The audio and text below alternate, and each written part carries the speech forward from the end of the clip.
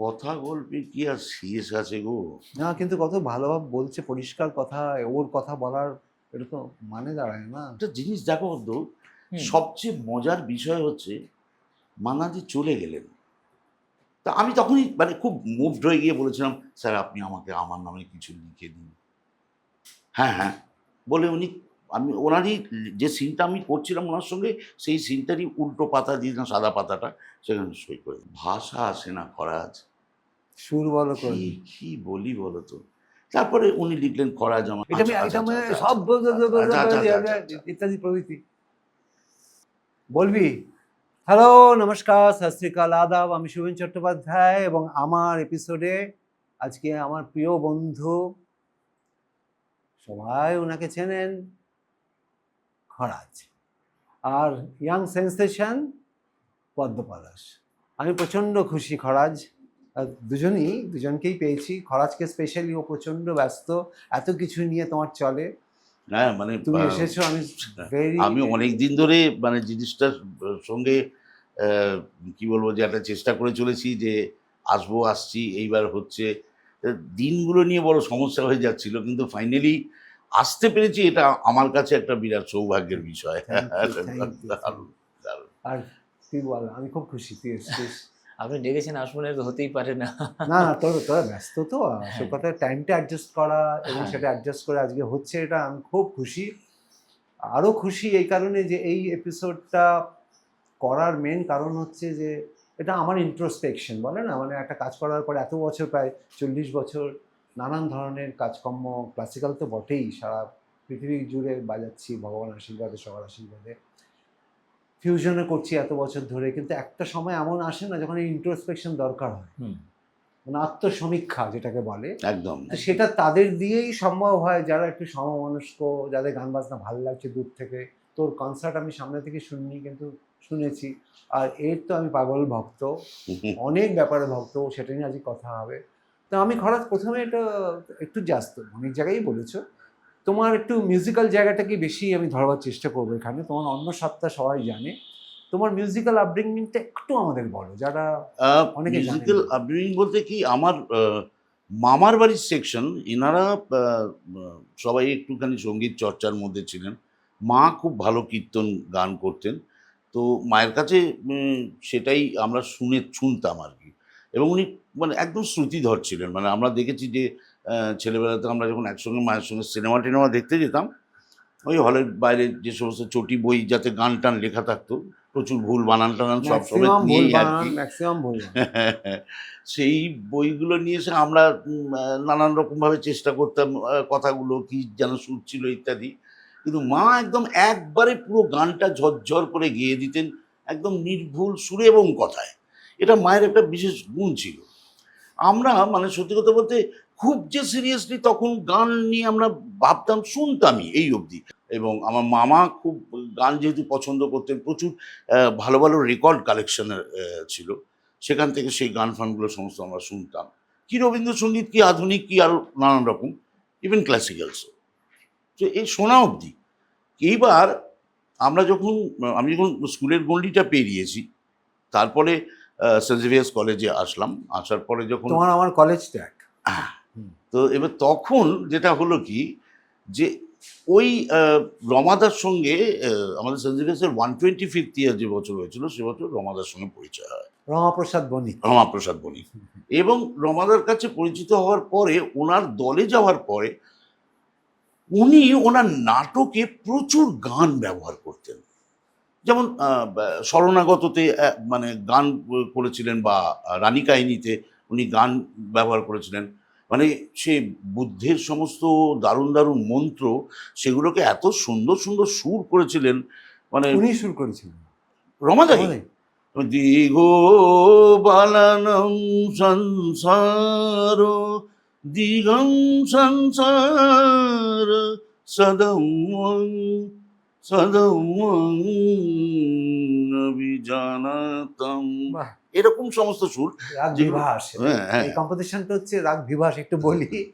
এটা হচ্ছে তোরা দেখবি মহালয়, হ্যাঁ, তব অতব অচিন্ত। চিন্ত রূপ চরিত মহিমা, রাগ বিভাস বলো। হ্যাঁ, তো এই যে মানে এই ধরনের গানগুলো মানে এরকম প্রচুর আছে, যেমন শেক্সপিয়ারের টেম্পেস্ট যখন করছি তখন একটা অনুবাদ, বাংলাদেশের অনুবাদ, সেই নাটকটা করেছিলাম। সেখানে এরিয়েল একটা গান করেছিল, মৌমাছিরা যে মধু খায়, আহা, আমি সে ফুলের মধু খাই, ফুলে আমার বাসা, ডাকলে পেঁচা ফুলের বুকে লুকাই, গ্রীষ্মকালের শেষে বাদুর পিঠে সুদূর উড়ে যায়। এরকম সমস্ত গান আমরা করেছি নাটকে। তো এই গানগুলো করতে করতে কোথাও গানের ব্যাপারে আমরা অনেক বেসুরো হয়ে যেতাম। দাদা আমাদের বলতেন যে গাইছিস যখন তখন বেসুরো গাইবি কেন, এই হলো কেন, সে হ্যাঁ কথা। হ্যাঁ গাইবি, বেসুরো গাইবি কেন, এই করে করে সেগুলোকে শুধরতো। গান তৈরি হয়নি, গানটা তখন তৈরি হয়নি। এবার সেইগুলো তখন আস্তে আস্তে জিনিসটা যখন তৈরি হচ্ছে, মা প্রচুর হেল্প করেছিলেন, কিন্তু তারপর তো মা চলে গেলেন। এবার তখন যেটা হলো কি যে এটার সঙ্গে সঙ্গে আমি, আমার যেহেতু বীরভূমে বাড়ি আর দেশে বাউল গান তো প্রচুর শুনেছি, প্রচুর। সব তত্ত্বেরই গান, বিভিন্ন রকমের গান, লালনের গান, আরও নানান রকম গান আজও শুনছি। তো আমার নিজের মনে হলো যে আমরা গ্রুপ থিয়েটারে যখন এসেছি তখন গ্রুপ থিয়েটারে তো কিছু সামাজিক বিষয় থাকে, যে বিষয়গুলো আমরা একটা সচেতনতা আনার চেষ্টা করছি বা একটা কিছু বলতে চাইছি, মানে সেটা চোখে আঙুল দাদা হয়েই হোক বা যেভাবেই হোক। তো তখন সেইটা নিয়ে ভেবে আমি তারপরে ভাবলাম যে তাহলে ফোকের মধ্যে যদি এই রকম কিছু বিষয় যদি আনা যায়, কিন্তু সেটাতে খুব খুব সিরিয়াসলি নয়, সফটলি ব্যাপারটা নিয়ে বলা, যে কারণে সেখান থেকেই কিন্তু আমার এই সমস্ত গানগুলো লেখা। হায় বাঙালি হায়, চিতল মাছের মুইঠা, গরম ভাতে দুইটা, ভুইলা বাঙালি খায়, চীনা জাপানি লুইটা ফুইটা, কলাই ডালের বড়ি, শুক্তুনি চচ্চড়ি, ভুইলা বাঙালি খায়, মোগলাই মাদ্রাসি বুড়ি বুড়ি, হায় বাঙালি হায়, তুই আর বাঙালি নাই, তোর চলন বলন কথার ধরন নিজের মতো নাই, ও তুই আর বাঙালি নাই।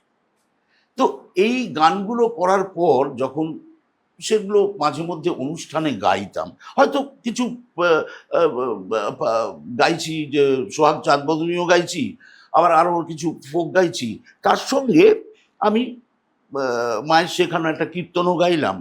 এবার করার পর তখন সেখান থেকে হয়তো নিজের গান একটা গাইলাম, দেখি তো কি রিয়াকশন হয়। তো দেখলাম রিয়াকশন ভালো। রমাদার কাছে রমাদা বললো না ভালো করে গা। হুম আমি এই জায়গাটাতে আরো একটুবার ফিরে আসবো, হুম। যে এইবার ভালো করে তো গা বললো, তার প্রিপারেশনটা তুমি কি নিলে, যে ভালো করে গাইবার প্রিপারেশনটা কি নিলে? ভালো করে গাইবার প্রিপারেশন মানে বিভিন্ন জনের কাছ থেকে শোনাটাই আমাদের করতে হয়েছে, শেখাটা অত কিছু করা হয়নি।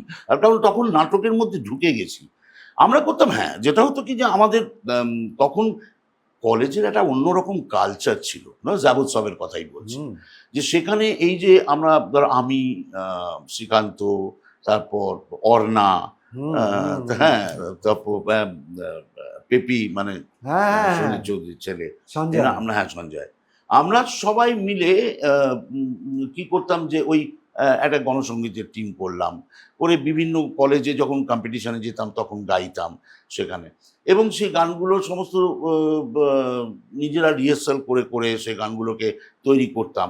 সেখানটায় অনেকটাই কিন্তু তালিম নিয়ে নিয়ে করতে হতো, মানে শ্রীকান্তর কাছে, সঞ্জয়ের কাছ থেকে আচ্ছা, অনেকটাই তখন, তোমার হ্যাঁ, বকলমে ওরা তোমার মিনি গুরুজি, অবশ্যই ভয়ঙ্কর রকম ভাবে ওরা অনেক কিছুই করেছে। কারণ ওরা তো এক্ষেত্রে শিখছে, রেগুলারলি শিখছে। এক্ষেত্রে তারপর একটা সময় কি হলো, আমার নিজের একটা একটা ইচ্ছে হয়ে গেল যে আমি প্রচুর ভালো ভালো ফোক গান শুনবো এবং শুনতে শুনতে সেই গানগুলো তুলবো।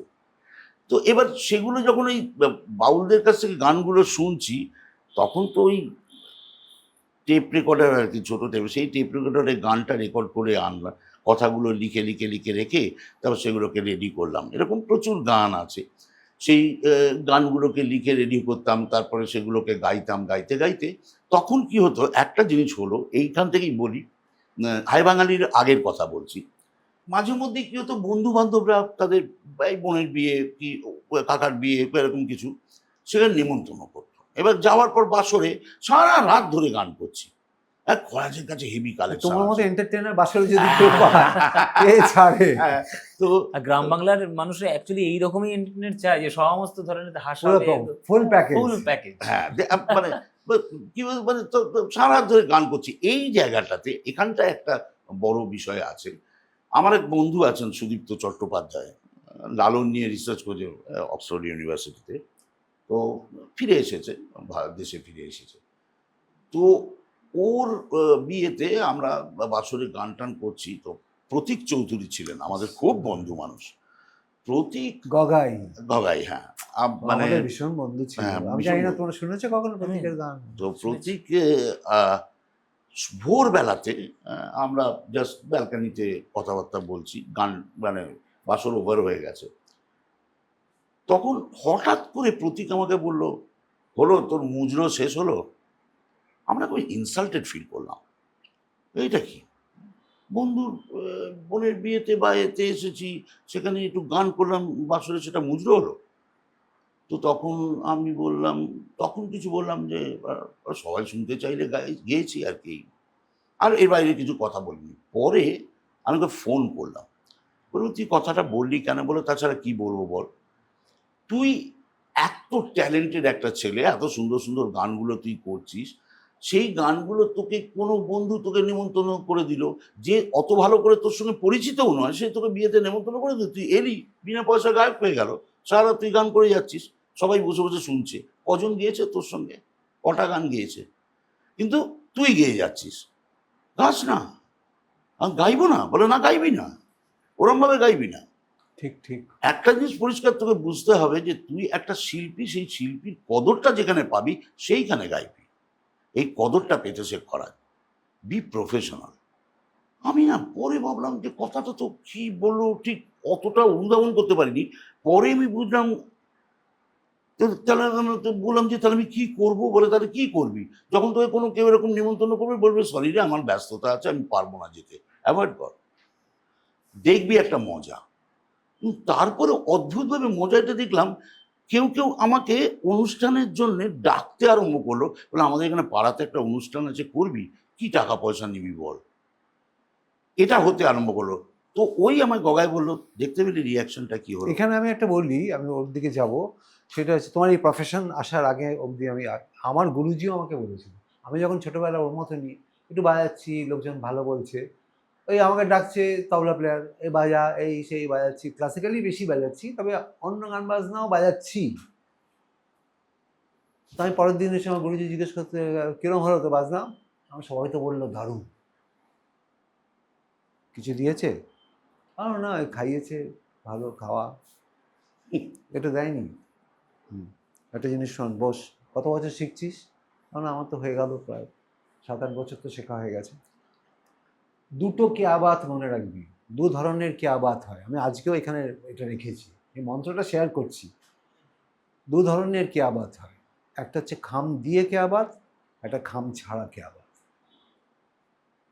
খাম ছাড়া কেয়াবাতটা মানে হচ্ছে তুই ওবলাইজ করছিস, মানে তুই বিনা পয়সায় গেছিস, এখন তুই যদি ধারাস, তোর যদি কোনো তেহাইও না মেলে, একটা ফোকটে তবলা প্লেয়ার পেয়ে গেছে, তো সেটা হচ্ছে ভদ্রতার কেয়াবাত। যেদিন খাম পেয়ে, তোকে খাম দিয়ে লোকে বলবে আজকে তুই ভালো বাজিয়েছিস, সেই দিন মনে করবি যে প্রফেশনালি তুই কিন্তু অ্যাকসেপ্টেড হলি। ও যেটা বললো আমি এন্ডোর্স করলাম, যে গগাই বা প্রতীক আমাদের বন্ধু, আমার হারিয়েছে ওকে, মানে কি বলবো, ভীষণ তাড়াতাড়ি হারিয়েছে, অসম্ভব ট্যালেন্টেড ছিল।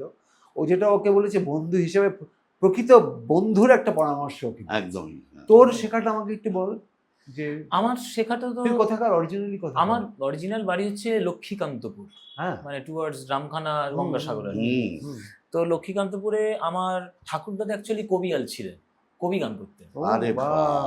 তো ঠাকুরদাদার থেকে, ঠাকুরদাদার মা অ্যাকচুয়ালি মানে গানের বীজটা বপন ঠাকুরদাদার মার থেকে। ঠাকুরদাদার মা খুব ভালো গান গাইতে পারতেন, সেইখান থেকে আমার ঠাকুরদাদারা 6-7 ভাই বোন ছিল, কিন্তু ঠাকুরদাদার মধ্যেই সেই গানের বীজটা বপন হয়েছিল। তো ঠাকুরদাদা কবিয়াল গান করতেন, কবি গান। সেইখান থেকে আমার বাবা কাকা তারা মিউজিশিয়ানস, আমার বাবা ছিল যোগ সাহেবের ছাত্র। তারপরে আমি আবার কীর্তন আর কি। এবার কীর্তন অ্যাকচুয়ালি কীর্তনটা আমার বাড়ির আশেপাশে হতো, সেটা আমি শুনতে যেতাম, আমি খুব ঠাকুরদাদার হাত ধরেই যেতাম। তো আমি ছোটোবেলা খুব ইন্টারেস্টেড, যে এই গানটা যদি শিখতে পারতাম। আর ছোটবেলা থেকে তো বাবা যেহেতু নট্য কোম্পানিতে ক্ল্যারিনেট বাজিয়েছে, স্যাক্সোফোনও বাজিয়েছে, ভায়োলিনও বাজিয়েছে, হারমোনিয়ামও বাজিয়েছে, অনেকগুলো যন্ত্র বাজাতে পারতেন। क्या बात। তো সেই ছোট্ট থেকে আমার সেই গান বাজনার পরিবেশে বড় হওয়া, বাবার কাছেই হারমোনিয়াম শেখা, তারপরে আমার আশেপাশে গ্রামের যারা মাস্টার মশাই তাদের কাছে আমার যাওয়া, তারপরে 2010 সাল থেকে অনলদার কাছে আমি গান শিখছি। অনলের কাছে? হ্যাঁ, বাহ! অনল চট্টোপাধ্যায় দাদার কাছে, আমি দাদার সঙ্গে এখন দাদা ভাইয়ের সম্পর্ক। তুই অনলের কাছে শিখছিস সেটা ঠিক আছে, তার আগে আমাকে একটু কবিরাল গান দিয়ে হোক না, শুরু হোক। একদম হ্যাঁ? একদম দারুণ। কবি গান তো আমি কখনো শিখিনি বা আমি জানিও না ঠিক। যতটুকু জানিস গান। ওই যে ছোটবেলায় অ্যান্টনি ফিরিঙ্গি সব গানগুলো হতো না, না সেই সব গানগুলো দারুণ। খুব দাদু খুব পছন্দ করতেন আর কি। আমি সেই ভোলানাথ নই রে, সে ভোলানাথ নই, আমি সে ভোলানাথ নই রে, সে ভোলানাথ নই, আমি পাগলা ভোলা হরির চালা বাগবাজারে রই, আমি সে ভোলানাথ নই রে, সে ভোলানাথ নই। বাহ। দাদু খুব ভালো গাই। গা গা আরে তো না, আমি এতটুকুই জানি, বেশি কবি গান আমি শিখিনি, তবে কীর্তনের ছোটবেলা থেকে কীর্তনের বীজটা বপন। গা, একটা গান। হুম, তারপর ওর কাছে কীর্তন শুনবো, ওর কাছে ভীষণ ভালো হ্যাঁ, কালেকশন আছে। যেহেতু মা গাইতেন হ্যাঁ বললেন, সেটা সেটা অবশ্যই। হ্যাঁ অবশ্যই বীরভূমে শুনবো। একটা কীর্তনের বিরাট বড় একটা হুম। সে শুনবো, কীর্তন ভক্তকুল ভীষণ ভালো রয়েছে। তাই আমি গৌর রতন করে যত রাখবো হিয়ার মাঝে, বাহ। গৌর ভূষণ করব ধারণ, যেখানে যেমন সাজে। বারে क्या बात। গৌর বরণ ফুলের ঝাঁপায় আমি লটন বাঁধব চুলে, গৌর বলে গৌরব করে আমি পথেই যাব চলে। আহা। দেখছো কি সই গোরা রূপে আমার, সকলে গেল ভেসে, দাস লোচন বলে কুতূহলে আমি দেখবো বসে বসে, দেখবো কারা গেল আর কারা বাছে, আমি গৌর ভালো বেসেছি বলে, দেখবো কারা গেল আর কারা বাছে, আমি গৌর ভালো বেসেছি বলে, দেখবো কারা আমায় ভালোবাসে, আমি গৌর পাগলিনী বলে, দেখবো কারা আমায় ভালোবাসে, আমি লোচন বলে আহা। কুতূহলে আমি দেখবো বসে বসে। কার কম্পোজিশন এটা? এটা লোচন দাস ঠাকুরের কম্পোজিশন। বাহ। চমৎকার চমৎকার। হ্যাঁ, এবং সুরটা ট্র্যাডিশনাল আর কি। আচ্ছা। তো কীর্তনের মধ্যে এরকম অভূতপূর্ব সব গান, হাজার হাজার হাজার হাজার। এই যে ট্র্যাডিশনাল একটা ব্যাপার হ্যাঁ, করা, দেখি। যে আমি একটু জায়গাটা তোমার কাছ থেকে জানতে চাইছি। আমরা অনেক গান এরকম পাই ট্র্যাডিশনাল বলা হয়, কিছু সত্যি কিছু মিথ্যে, হ্যাঁ, কিছু সত্যি। আমরা জানি এটা এটা ও তো অনেক ফেস করেছে এরকম। এই ব্যাপারটা তুমি কিভাবে দেখো, এই ট্র্যাডিশনাল বলে যেটা চলে তা সেটাকে মানে সেটাকে ট্রেসই করা যায় না এরকম ট্র্যাডিশন, নাকি এটা জাস্ট একটা নিজের কম্পোজিশন ট্র্যাডিশনাল বলে চালিয়ে দেওয়া হয়? কালের নিয়মনে একটা গান পপুলার হয়ে গেল, সেই গানটা লোকে গাইতে আরম্ভ করলো, গাইতে গাইতে সেটা এমন জায়গায় চলে গেল যে মুখে মুখে সেই গান চলতে থাকলো, এবং তারপরে তার ইতিহাসটা ক্রমশ আস্তে আস্তে লোকে হারিয়ে ফেলল, গান তৈরির ইতিহাস। হয়ে গেল প্রচলিত, হয়ে গেল প্রচলিত। মানে আমি নিজে ব্যক্তিগতভাবে আমি অত দূরে যাচ্ছি না, খুব কাছে থাকছি এখানে বলছি। আমাদের যে আকাশবাণী, সে আকাশবাণীতে একবার মানে আমাকে দায়িত্ব দেওয়া হলো যে এই যে মহিষাসুর মর্দিনী, যেটা মানে মহালয়ে আমরা যা শুনি, সেটা পপুলারিটি হারাচ্ছে, নিউ জেনারেশনের মধ্যে পপুলারিটি আছে। ওই আমাদের মতো ভোরবেলা 4টে 4:30 উঠে রেডিও চালিয়ে ও শুনতে হবে, ওটা মহালয়াটা করছে না তো কেউ, ও ইয়াং জেনারেশন ঘুমোচ্ছে, তাদের কোনো তখন এইটা নিয়ে একটা নানান রকম আলোচনা সমস্ত হলো। হওয়াটার পরে তখন বলা হলো যে ব্যাপারটা হচ্ছে কি যে আম, আসলে ইয়াং জেনারেশন না শোনার চেয়ে বেশি দেখতে অভ্যস্ত। তো তাদের যেটা করতে হবে, তাদের দেখাতে হবে। তো দেখাচ্ছে তো কত, আজকে ইন্দ্রাণী দুর্গা সাজছে, কালকে গার্গী দুর্গা সাজছে, কয়েকদিন অপরাজিতার দুর্গা সাজছে, সাজছে তার সাজছে, ও ওষুধ সাজছে, সে ওষুধ সবই হচ্ছে। ওষুধ কারা সাজছে? তবে বিভিন্ন কখন রমাদাও একবার ওষুধ সেজেছে, এই হ্যাঁ, তবে বিভিন্ন ওষুধ সাজছে। হ্যাঁ, তো এইবার তবুও সেটা তো পপুলার না, সেটা হিট করছে না কেন? দেখছে লোকে, বাস এই অবধি। ওটার মতন তো এত ইয়ে করছে না। মানুষ রূপে দেবতাকে দেখতে লোকজন চাইছে না, বা একটা জায়গায় গিয়ে থেমে যাচ্ছে, বলে এটা ও তো ইন্দ্রাণী আলাদা, দুর্গা নয়, এটা লোকে মনে ভাবছে। তো কি করতে হবে? অ্যানিমেশন করতে হবে। তাহলে কি হবে যে তাহলে দুর্গা বোধহয় এরকমই হতো। অ্যানিমেটেড যদি কিছু করার হয় তাহলে সেটা হবে। তো এবার তাহলে বলে ঠিক আছে, গানগুলি নতুন করে গাওয়াতে হবে। কি বলবো, মানে সেই এক্সপিরিয়েন্সটা যে কি হাস্যকর, সেটা মানে বলছি। তা সেখানে কি হলো যে আমি প্রথম যাদেরকে বললাম, শ্রীকান্তকে, রূপঙ্করকে, মনোময়কে, সিরাদাদিকে, তারপর ইন্দ্রাণীদিকে, সবাইকে বললাম আরে কোরাস গাইতে হবে। তো সবাই কোরাস গাইবো?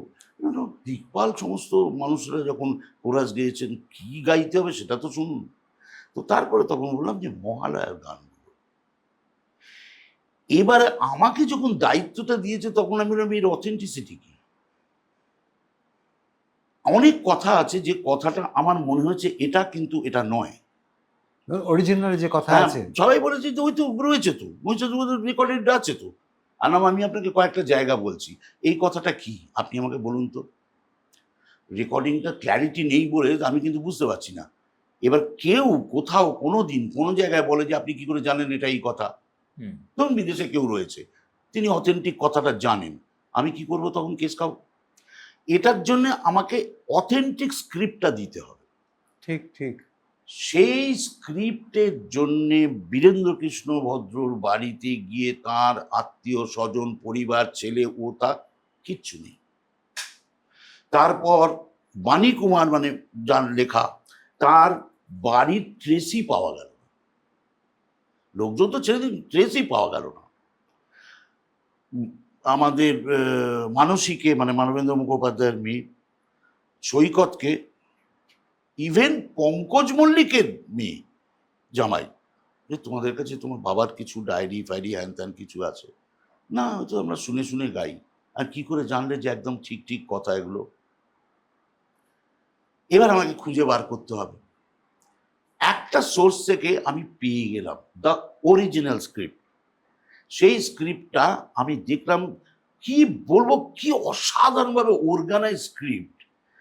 প্রথম এই যে মহানা কবে শুরু হয়েছিল, কিভাবে তার ইতিহাস লেখা আছে, এবং এই ইতিহাস থেকে তার পরবর্তীকালে যে গানগুলো আমরা শুনতে পাই, ধরা গেল এই যে তব অচিন্ত শুনছি, তো ওই গানটার বিকল্প গীত আছে। মানে এই গানটা যদি আপনি না পছন্দ করেন তাহলে তার জায়গায় আর একটা গান আছে, এবং তার স্বরলিপি করা আছে, প্রত্যেকটা গানের একটা স্বরলিপি করা আছে। হ্যাঁ, এবার আমি দেখতে পাচ্ছি স্ক্রিপ্টে এরকম ভাবে কেটে পঙ্কজ মুনি লিখে দিয়েছেন বাদ, এটা হবে। আর একটা মজার বিষয় আছে, সংস্কৃত ভাষায় তুমি ধরো গিয়ে একটা কথা বলছো, যে ধরা গেল যে বলছো যে নীরস তরুবর পুরত ভাতে শুষ্কং কাষ্ঠং তিষ্ঠতি অগ্রে। ওই ভাষাটার একটা বড় গুণ আছে, সেটা হচ্ছে তুমি পরের কথাটা যদি আগে বলো, অর্থাৎ শুষ্কং কাষ্ঠং তিষ্ঠতি অগ্রে, তুমি যদি অগ্রে তিষ্ঠং শুষ্কং কাষ্ঠং বলো, একই মানে। বাংলায় কিন্তু তা হবে না, কিন্তু সংস্কৃতে তার মানে একই হবে। এবার পঙ্কজ মল্লিক কি করেছেন, আমি যখন মন্ত্র মেলাতে যাচ্ছি, যে গানগুলো, হ্যাঁ, ওই মন্ত্রগুলো মেলাতে গিয়ে দেখছি মানে 1 2 3 4 5 6 7 8 9 10, এই তো ছত্র। তো তখন দেখাচ্ছে যেটা প্রথম করেছেন, কিন্তু শুধু মিটার মেলাবার জন্য 5 6টা প্রথম, তারপরে 14 15, তারপরে 1 2, তারপর মানে তো একই থেকে যাচ্ছে। এই জিনিসটা করে কিন্তু উনি অত সুন্দর করে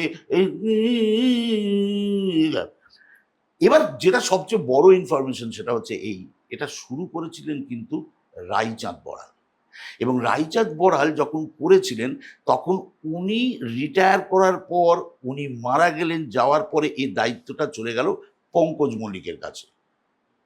পঙ্কজ মল্লিক সেই গানটা কিন্তু কন্টিনিউ করে গেলেন। আজকে পঙ্কজ মল্লিকই is the director of Mahishasura Mardini, কিন্তু এর অনেক গান রায়চাঁদ বড়ালের করা, সেটা কিন্তু আমরা কেউ জানি না। সুর করা, ইয়েস, এটা তো একটা দারুণ খবর। এটা ইতিহাস, এটাই ইতিহাস। এবং সে বই আমার কাছে সেখানে আছে। ওখানে মহালয়ার ওখানে ওনার নাম লেখা হয়নি কেন? লেখা হয়েছে তো, রায়বাবুর সে বই কই?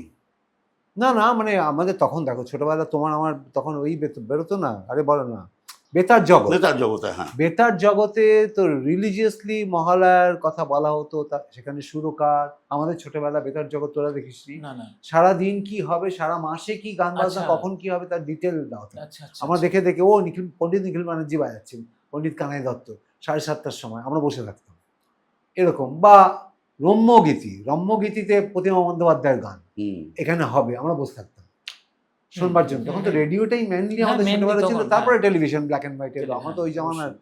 যাই হোক, তো সেইখানে কিন্তু যখন মহালয়ার কথা বলা হতো তখন কিন্তু মহালয়ার কার লেখা, বাণী কুমার, পঙ্কজবাবু, কারা কারা গেয়েছেন সব ডিটেল দেওয়া থাকতো। তখন রায়বাবুর তো নাম কোনোদিনও দেখিনি, আজকে এত বুড়ো বয়সে এসে জানলাম। হ্যাঁ, এবং সেটা মানে দ্যাট ইজ অথেন্টিক, মানে সেটা তার ইতিহাস পুরো ভূমিকাতে লেখা আছে পুরোটা, কিন্তু আমরা জানি না কিন্তু আমরা জানি না সে বই কই, কোন গানটা কে করেছে। বই কোথায়? এই তো যখন সিরাদাদি গানটা করতে যাচ্ছেন তখন আমি সিরাদাদিকে বলছি, সিরাদাদি কথাটা এটা না, কথাটা এটা। বলে না না এটাই কথা। আমি বলছি শুনুন, তখন উনি বিশ্বাস করছেন, আমি ওনাকে স্ক্রিপ্ট দেখালাম, এটা হচ্ছে অরিজিনাল স্ক্রিপ্ট। তার মানে ওই তুমি অরিজিনাল যে স্ক্রিপ্টটা জোগাড় করেছো হ্যাঁ, সেইখানে এই ডিটেলগুলো বলা আছে, এবং কোন গান কে শুট করেছে সেটাও লেখা আছে। ইভেন একদম শুরুতে এই যে মানবেন্দ্র বাবুর গানটা আছে, ও এটা কিন্তু ওম। আচ্ছা, তব অচিন্তর আগে এটা কিন্তু ওম, অ্যাডলিব যেটা তব অচিন্ত, ঠিক আছে। তো এগুলো সমস্ত কিন্তু নোটেশনও করা আছে, এবং বিকল্প গীত সেটারও নোটেশন করা আছে। এই যে জিনিসটা বলছি, এই যে আমরা এখন যেটা জানি সবই পঙ্কজ মল্লিকের গান, কিন্তু এই ইতিহাসটা হারিয়ে ফেলেছি আমরা, চিন্তা করো। তো আমরা জানি না। তার মানে এই যে তুমি বলছিলে প্রচলিত, তার মানে এই জায়গা কত সুন্দর জায়গাটা বললো যে প্রচলিত করতে গিয়ে ও কিন্তু ডিটেলে গিয়ে কিন্তু সত্যিটা জানতে পারে। অবশ্যই, একদম। তোরা কি সেই টাইমটা দিস? ধর একটা প্রচলিত গান ব্যাস এখানে থেমে যাস না, ডিপে যাস? না, সেটা তো অবশ্যই ডিপে যাওয়ার চেষ্টা করি কিছু কিছু ক্ষেত্রে। যেমন কিভাবে যাস? যেমন আমাদের কীর্তনের ক্ষেত্রে এক একটা মানে আমাদের কিছু কীর্তনের তালিম এখন কার কাছে নিচ্ছিস? আমি সুমন ভট্টাচার্যের কাছে নিই।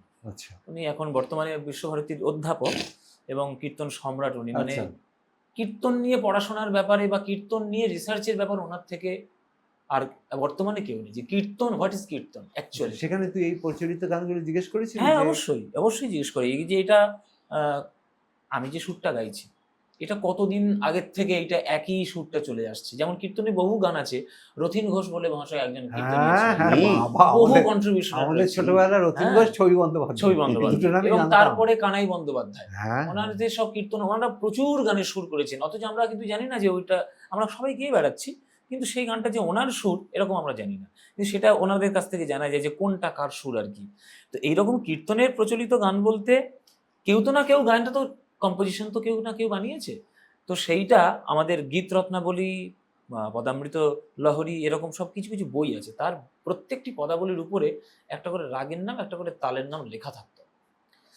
সেইটার এমনই একটা আমাদের কাছে দুর্ভাগ্যের বিষয় যে সেটা না আজও পর্যন্ত কেউ স্বরলিপি করে যায়নি, যে এইটা এই স্বরলিপিতে এইটা গাওয়া হলে এইটাই অথেন্টিক একটা গান হিসেবে থাকবে। তো সেইটা যদি হতো, সবটাই গুরুমুখী বিদ্যা। আমি যে গানটা একটা শিখেছি, হয়তো একটা 250 বছরের পুরনো গান আমি শিখেছি, সেটা আমার গুরু তার গুরুর কাছে শিখেছি, তার গুরু করতে করতে সেই জেনারেশন টু জেনারেশন এইভাবে হয়ে চলে এসছে। তার যে একটা অথেন্টিসিটি, যে কে এটা করেছে অলরেডি সুর, একদম পারফেক্ট যে ইতিহাস, না, সেই যেটা ইতিহাসটা। যেটা ও বললো না যে শ্রীরাধাকে এই গানটা দিয়ে ও বলে দিচ্ছে যেখানে ভুল কথা আছে, তার মানে ও এতটা দায়িত্ব নিয়ে বলতে পারছে বিকজ ওর কাছে একটা সলিড স্ক্রিপ্ট আছে। সলিড একটা ইনফরমেশন। তোদের কখনো এরকম ফেস করেছিস যে গানটা হয়ে গেছে কিন্তু পরে দেখলি সব ভুল? হ্যাঁ হ্যাঁ হ্যাঁ, এরকম অনেক হয়েছে। যেরকম একটা গান বল। যেমন যেমন আমরা একটা গান পেয়েছিলাম, ছোটবেলায় শুনেছি প্রচলিত কোনো একটা ক্যাসেটে বা কোনো যে শুনেছি, ওই কীর্তনের গান গেয়েছে, পরে শুনেছি এটা, এসো ভাই নাম গাই হরি নাম মধুর নাম। দরবারি কান্ডতে দূরে যাবে ত্রিতাপ জ্বালা তোমরা পড়ো নামের মালা হরি নাম মধুর নাম কৃষ্ণ নাম মধুর নাম এসো ভাই নাম গাই হরি নাম মধুর নাম। বাহ, ছোটবেলা থেকে শুনেছি এই গানটা, পরেই জানতে পারলাম যে এই গানটা সুরকার 500 বছর মহাপ্রভুর জন্ম দিবস উপলক্ষে, জন্ম বার্ষিকী উপলক্ষে এই গানটা নবদ্বীপের কীর্তন সমাজে নিজে তৈরি করে উপহার দিয়েছিলেন কানাই বন্দ্যোপাধ্যায়। এটা পরে গুরুর কাছ থেকে শুনলাম, সেই ইনফরমেশনটা পাওয়া গেল। এরকম বহু গান কিন্তু আমাদের অজানা কিন্তু ঘুরে ঘুরে বেড়াচ্ছে, যে কে সুর করেছে, কার ইতিহাস কেমন ভাবে জড়িয়ে। অনেক অনেক আছে, অনেক আছে। হ্যাঁ, তো এই অনেক। ও যেটা বলছি, তুমি যেহেতু নাটকের গানের একটা ধারা তুমি নিয়ে চলেছো, নাটকের গানের একটা ইতিহাস আমাকে ছোট্ট করে বলো না। মানে যে ও যেরকম কীর্তন, যেরকম ডেফিনেটলি কীর্তন তো হরে কৃষ্ণ মুভমেন্ট থেকেই কীর্তনের, একদম, মানে আমরা যেটা মোটামুটি শুনে থাকি যে ওখান থেকেই কীর্তনের জন্ম হয়েছে, তাই তো? তো নাটকের গানের একটু ব্যাকগ্রাউন্ড বলো না, নাটকের গানের যেহেতু তুমি ডিপে যাও বলে বলছি। আমি বলছি যে নাটকের গানের যে বিষয়গুলো হচ্ছে, এগুলোর মধ্যে মানে কিছু গান ছিল যে গানগুলোতে না একটু নাটক ছিল, সিলেবাসের বাইরে আমরা বেরোতে চাই না, না এটা আমাদের খুব বাজে অভ্যেস। কিন্তু আজকে আমি কতকেই বলছি যে ধরো কি তুমি এই যে ধরো আজকে কীর্তন গাইছো, এটা স্বাতন্ত্র্য কি, তোমাকে সেটা জানতে হলে না তখন যেটা করতে হয় কি, যে আচ্ছা অন্য গানগুলো কিরকম, হ্যাঁ অবশ্যই সেগুলো তোমাকে একটু জানতে হবে আর কি, অবশ্যই জানতে তাই না? যে একদম, তার একদম। তার তার মানে তার গোটা কিরকম। একদমই। আমার ধরো কি আমি বলছি মালদার একটা স্পেশাল গান ছিল, ধরো গম্ভীরা, আচ্ছা, সুরলাগানা মানে ধরো শিব হে তুমি মাথায় বেঁধেছো কেন জটা, আহা, ম্যালেরিয়ায় ভুগে ভুগে পেট করেছো মোটা শিব হে। ঠিক আছে, তো এই যে ধরো এই লাইনস গুলো, যেমন বলছে রাধার কোমরে ঘাগরা দোলে গো, তারপর ধরো শ্রীকৃষ্ণের মুখখানি যেন পূর্ণিমার চাঁদ গো, এই যে রকমগুলো, এগুলো সবই কিন্তু কিছুটা কিছুটা আছে, কিছুটা আছে, বাকি হারিয়ে গেছে। ওই একই রকম তোমার মানে যে ইতিহাসের কথা তুমি বলছো, ইতিহাসটা না কেউ লিখে যায়নি, বা ওইটা একটা মানে সেটাকে জট ডাউন করে কেউ যায় না, যে কারণেই সেই জিনিসগুলো সমস্ত হারিয়ে গেছে। কিন্তু বোঝা যায় লেখার দাপট দেখে যে এগুলো কত তখন সেই সময় কি রিচ। না, আমি তো এটা ওর ওই গান শুনে আমার যেটা মনে হচ্ছে যে রাগ দরবারির যে কম্পোজিশনটাও গাইলো, রাগাশ্রিত লাগলো বেশি আমার, কিন্তু সেখানে যিনি কম্পোজার, এটা তার তো সলিড রাগরাগির শিক্ষা না থাকলে এটা তো কিছুতে এই কম্পোজিশন আমাকে এটা একটু ভাবায়। তোমার সাথে আমি শেয়ার করতে চাই, ওর সাথেই করতে চাই, কারণ আমরা একটা এক জেনারেশন, তো তোকে পেয়েছি আজকে, অবশ্যই, যে এই যে বেশি রাগদারি করলে তোমার কি মনে হয় যে এই কীর্তনাঙ্গের গান বা এগুলো মানে লুজেস ইটস আইডেন্টিটি? হ্যাঁ, মানে কিছু ক্ষেত্রে তো তাই। মানে কি হয় যে মানে আমি বেশি প্যাঁচ পয়জারি করলে তখন দেখা যায় যে তার এসেন্সটাই আমরা হারিয়ে ফেলছি। এই জিনিসটা মানে আমাদের অনেক গানের মধ্যে সেরকম অনেক পাওয়া যায় যেখানে কিনা গানটা নেই, যেটা সেটা হ্যাঁ, গানটার কথাটাই ইটসেলফ এত এত না কথা এবং এবং রেন্ডিশন, আমি এটা অ্যাজ আ পারফর্মার বলছি, আমার তিনজনই তো পারফর্মার। হ্যাঁ, রেন্ডিশনের একটা ব্যাপার থাকে না, আমি কি বলতে চাইছি, কাদের বলতে চাইছি, সেখানে ও যেটা প্যাঁচ পয়জার বললো, সেটা আজকের দিনে লাস্ট 15-20 বছর এটা ভীষণ প্রবল, যে আমার গলা কত ঘুরছে, হ্যাঁ মানে আমি একদমই। কত জানি, হ্যাঁ। আমি এইটা করতে গিয়ে আসল যে পারপাসটা, একদমই সেটা সেটা হারিয়ে কিন্তু যাচ্ছে। সব রাগ প্রধানের দিকে চলে যাচ্ছে, যারা রাগদারি গান বাজনা করে। সেটা তুমি চাঁদ দেখতে গিয়ে আমি তোমায় দেখে ফেলেছি, সেখানেও কিন্তু একটা কষিয়ে গান করার কষিয়ে, একটা আর আমি জামিনি তুমি শশিয়েতে, এরকম হচ্ছে পারলে জীবনে কি পাবো নাতেও ঢুকিয়ে দেয়।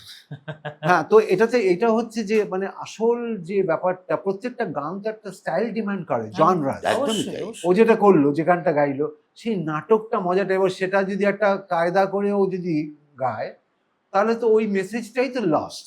একদম হ্যাঁ, তো সেটা কি তোমাদের শেখানো হয় যে এই গানটা এই বেশি কায়দা করবি না, অবশ্যই। তুই ওপরে নি, ওপরে সা, ওপরে কোমল গা, এত না, দেখাবার দরকার দেখানোর নেই, প্রয়োজন নেই। এটা তোদের অবশ্যই শেখানো হয়। আমাদের কীর্তনে আমি একটা পদ বলছি, হ্যাঁ, আমাদের রাধার পূর্বরাগ বলে একটা বিষয় আছে। তো হুম। রাধার পূর্বরাগে রাধারানীর আহ, কৃষ্ণকে দেখে ভালো লেগেছে, তো সেইটার এখানে গান আছে একটা, দেখো রাধার কি হইল অন্তরে ব্যথা।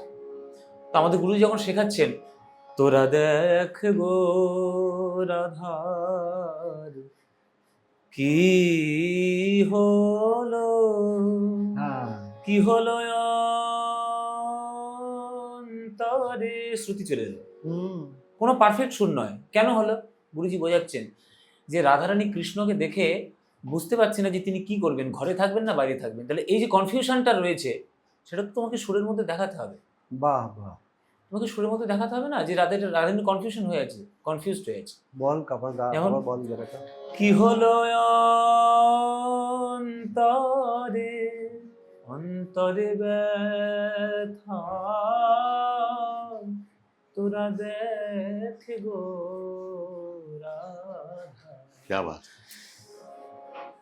ওগো কি হলো অন্তরে ব্যথা, ও যে শুধাইলে না কহে কথা, দেখো শুকায়েছে রাই কনক লতা, শুধাইলে না বাহ, কহে কথা, কি হলো অন্তরে ব্যথা। তাহলে আমি যদি এই ব্যথার জায়গাটা, ব্যথা যদি না আমার প্রকাশ হয়, আহা, কি হলো অন্তরে গানটা শেষ। বাহ, এটাই আমি জানতে ঠিক, চাইছিলাম ঠিক, যে ঠিক, তোরা ঠিক, কত ঠিক, খুব ওইটাই, সুন্দর। যে আমি আমার ওর এই যে গান শুনে আমার নিজের মায়ের কথা মনে বা একটু গাও না, গাও না, তোমার মায়ের কাছে শেখা, তোমার মায়ের কাছে শেখা কীর্তনের হ্যাঁ, সাধে না, হ্যাঁ। চলতে থাকুক। এসো হে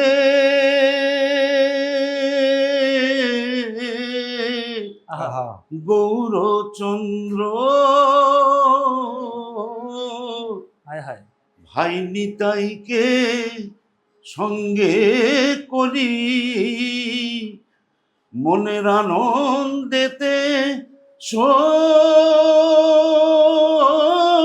আহা, সই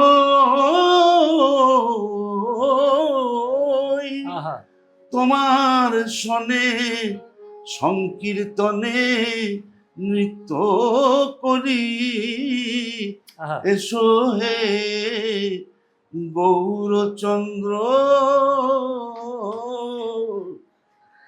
নদের চাঁদ নদে ছেড়ে আহা, আহা, এসো আমার হৃদ মন্দিরে, ওই গৌরূপ চোখে হেরে মানব জনম সফল করি, সই সই সই সই।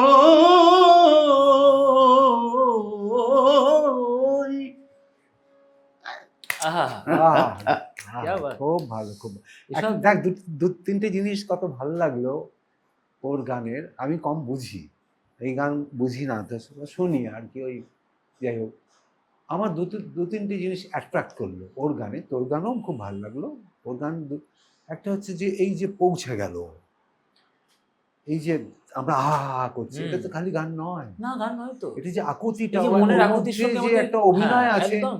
এটা এটা যে কোনো গান বাজনা এটা একটা করে। আর একটা উচ্চারণ দেখলেও কখনো সফল বললো না, হুম। যেটা বাংলা গানে একটা, বাংলা সিনেমাতেও এই জায়গাটা তো আসবো, উচ্চারণের যে মানে কি খারাপ একটা অবস্থার মধ্যে দিয়ে যাচ্ছি বাংলা গানে, হুম। ফুলে ফুলে ঢোলে ঢোলে, হ্যাঁ, মানে মনে হয় মারি গিয়ে একটা হ্যাঁ। থাপ্পড়, মানে সেখানে কি সুন্দর ফ উচ্চারণ করলো, সফল, মানে তার মানে কি একদম। ওর ওই ট্রেনিংটা হতে রমাদা, ওটা হতে রমাদা যে নাটকে ভালো উচ্চারণ কর, ভালোভাবে বল, আমি এই কমপ্লিট একটা তবে বলি যে প্যাকেজ। এই শিবহে গানটা যেটা, হুম। যেই গানটা ওই 4 লাইন পাওয়া গেছিল, তারপর আমি রমাদাকে বলেছিলাম, রমাদা এই গানটা লিখে দাও না। তো রমাদা তারপরে আমি বলছি, তোকে আমি লিখে দেবো এই গানটা, তুই গা। তো উনি পুরো গানটা আমাকে একটা অন্যভাবে লিখে আচ্ছা, দিয়েছিলেন। আচ্ছা। তো আমি সেই গানটা কিন্তু আমি মাঝে মধ্যে স্টেজে গাই। শিবহে তুমি মাথায় বেঁধেছো কেন জটা, ম্যালেরিয়ায় ভুগে ভুগে প্যাট করেছো মোটা শিবহে, তোমার তালে তাল মেলালে দুঃখ 12 মাস, গাঁজার থেকে পড়লে ধরা সাড়ে সব বোনাস, বাগছালটা কোথায় পেলে এই আকালের দিনে, বন দপ্তর ধরবে তোমায় মরবে জামিন বিনে, তোমার সঙ্গ নেওয়া মানেই ঘোর বিপদের ঘটা শিবহে। আহা, হ্যাঁ, হ্যাঁ, কি lyrics, হ্যাঁ? এরকম কথা। খুব তো ভালো, মানে খুব ভালো। এগুলো মানে আমি আমাদের স্কুলে যখন পড়তাম তখন নন টিচিং স্টাফ যারা ছিল তাদের আমার প্রচুর উড়িয়া ছিল। তো ওড়িয়া ওরা কি করতো, ওই আফটার স্কুলের শেষে ওরা বসে বসে না গান করতো। কপিল দেব নায়ক, গোপাল নায়ক, এরা 2 ভাই ছিল, এরা গান বাজনা করতো। তো আমি জানলা দিয়ে উঁকি মেরে মেরে শুনতাম, গান শুনতাম। তো আমি বলে, আ যাও খোকা বাবু বলে আমাকে ডাকতো, তো আমি ভেতরে গিয়ে বসলাম। এইবার সমস্ত গান শুনে আমি যে কত গান শুনেছি ওদের, আর কত গান আমি মনে করে মুখস্থ করে নিয়েছি। পরবর্তীকালে কিন্তু আমি আমার ছবিতে এরকম প্রচুর, আমি ইনফ্যাক্ট তরুণ মজুমদারের যে ছবি ছিল সেই ছবিতে অভিনয় করেছিলাম আমি একটা উড়িয়া বামুনের ক্যারেক্টার। আচ্ছা। এবার সেখানে মানে ও মানে সে নানান কায়দা করছে, খাবার জিনিস, খাবারের অর্ডার ফর্ডার দিচ্ছে, বলছে বলে হ্যাঁ লুচি আইটেমও যদি হব তো সেপারেটও জগা দরকার। তো সবাই বলছে কেন কেন, কি কারণে, কি ব্যাপার, বলে লুচি ফুলিব বেশি আর কোনো এরকম। ঠিক। তো ওই কথা বলতে তো তখন আমার মনে হলো যে কোনো কিছু পৃথিবীর ফেলা যায় না।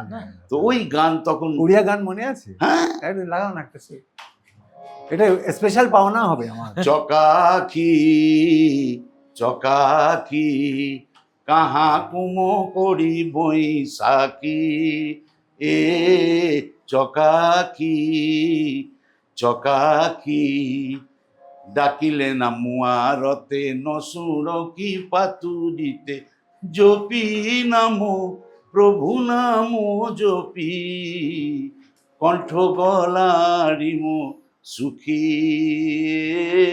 চকাকি চকাকি। চকাকি মানে চকা মানে গোল, গোল চোখ, জানো জগন্নাথের কথা বলে। আচ্ছা, হ্যাঁ। আচ্ছা। বাহ বাহ বাহ, তো মানে আমাকে না মানে বুঝিয়ে বুঝিয়ে বলতো। এটাই তো হওয়া হ্যাঁ, উচিত, এটাই তো একদম হওয়া মানে উচিত। বুঝিয়ে বুঝিয়ে বলতো, এটার মানে এই, এটার মানে এই, এটার মানে, যে কারণে গাইতে তখন অনেক রকম সুবিধা হয়। তো এই যে কথার ইম্পর্টেন্স, আমি একটু ইন্টারাপ্ট হ্যাঁ বল বল, কথার interrupt না। কথার যে ইম্পর্টেন্সটা এখনকার দিনের গানের না, আমি খুব ব্যক্তিগতভাবে দেখছি যে কথার ইম্পর্টেন্সটা খুব লঘু হয়ে যাচ্ছে। কেন এত লিরিক্সের প্রতি এত অনীহা কেন? আমাদের যে বিভিন্ন ধরনের রিয়েলিটি শো হয়, এটা আমার ব্যক্তিগত মতামত, জানি না সেটাকে অ্যাকসেপ্ট করবে কিনা, যে আমি একটা গানের রিয়েলিটি শোতে যখন একটা কন্টেস্ট্যান্ট সামনে দাঁড়িয়ে গান গাইছে, তার সঙ্গে বিচারকের আসনে যারা রয়েছে তাদের মধ্যে একজন লিরিসিস্ট থাকে না।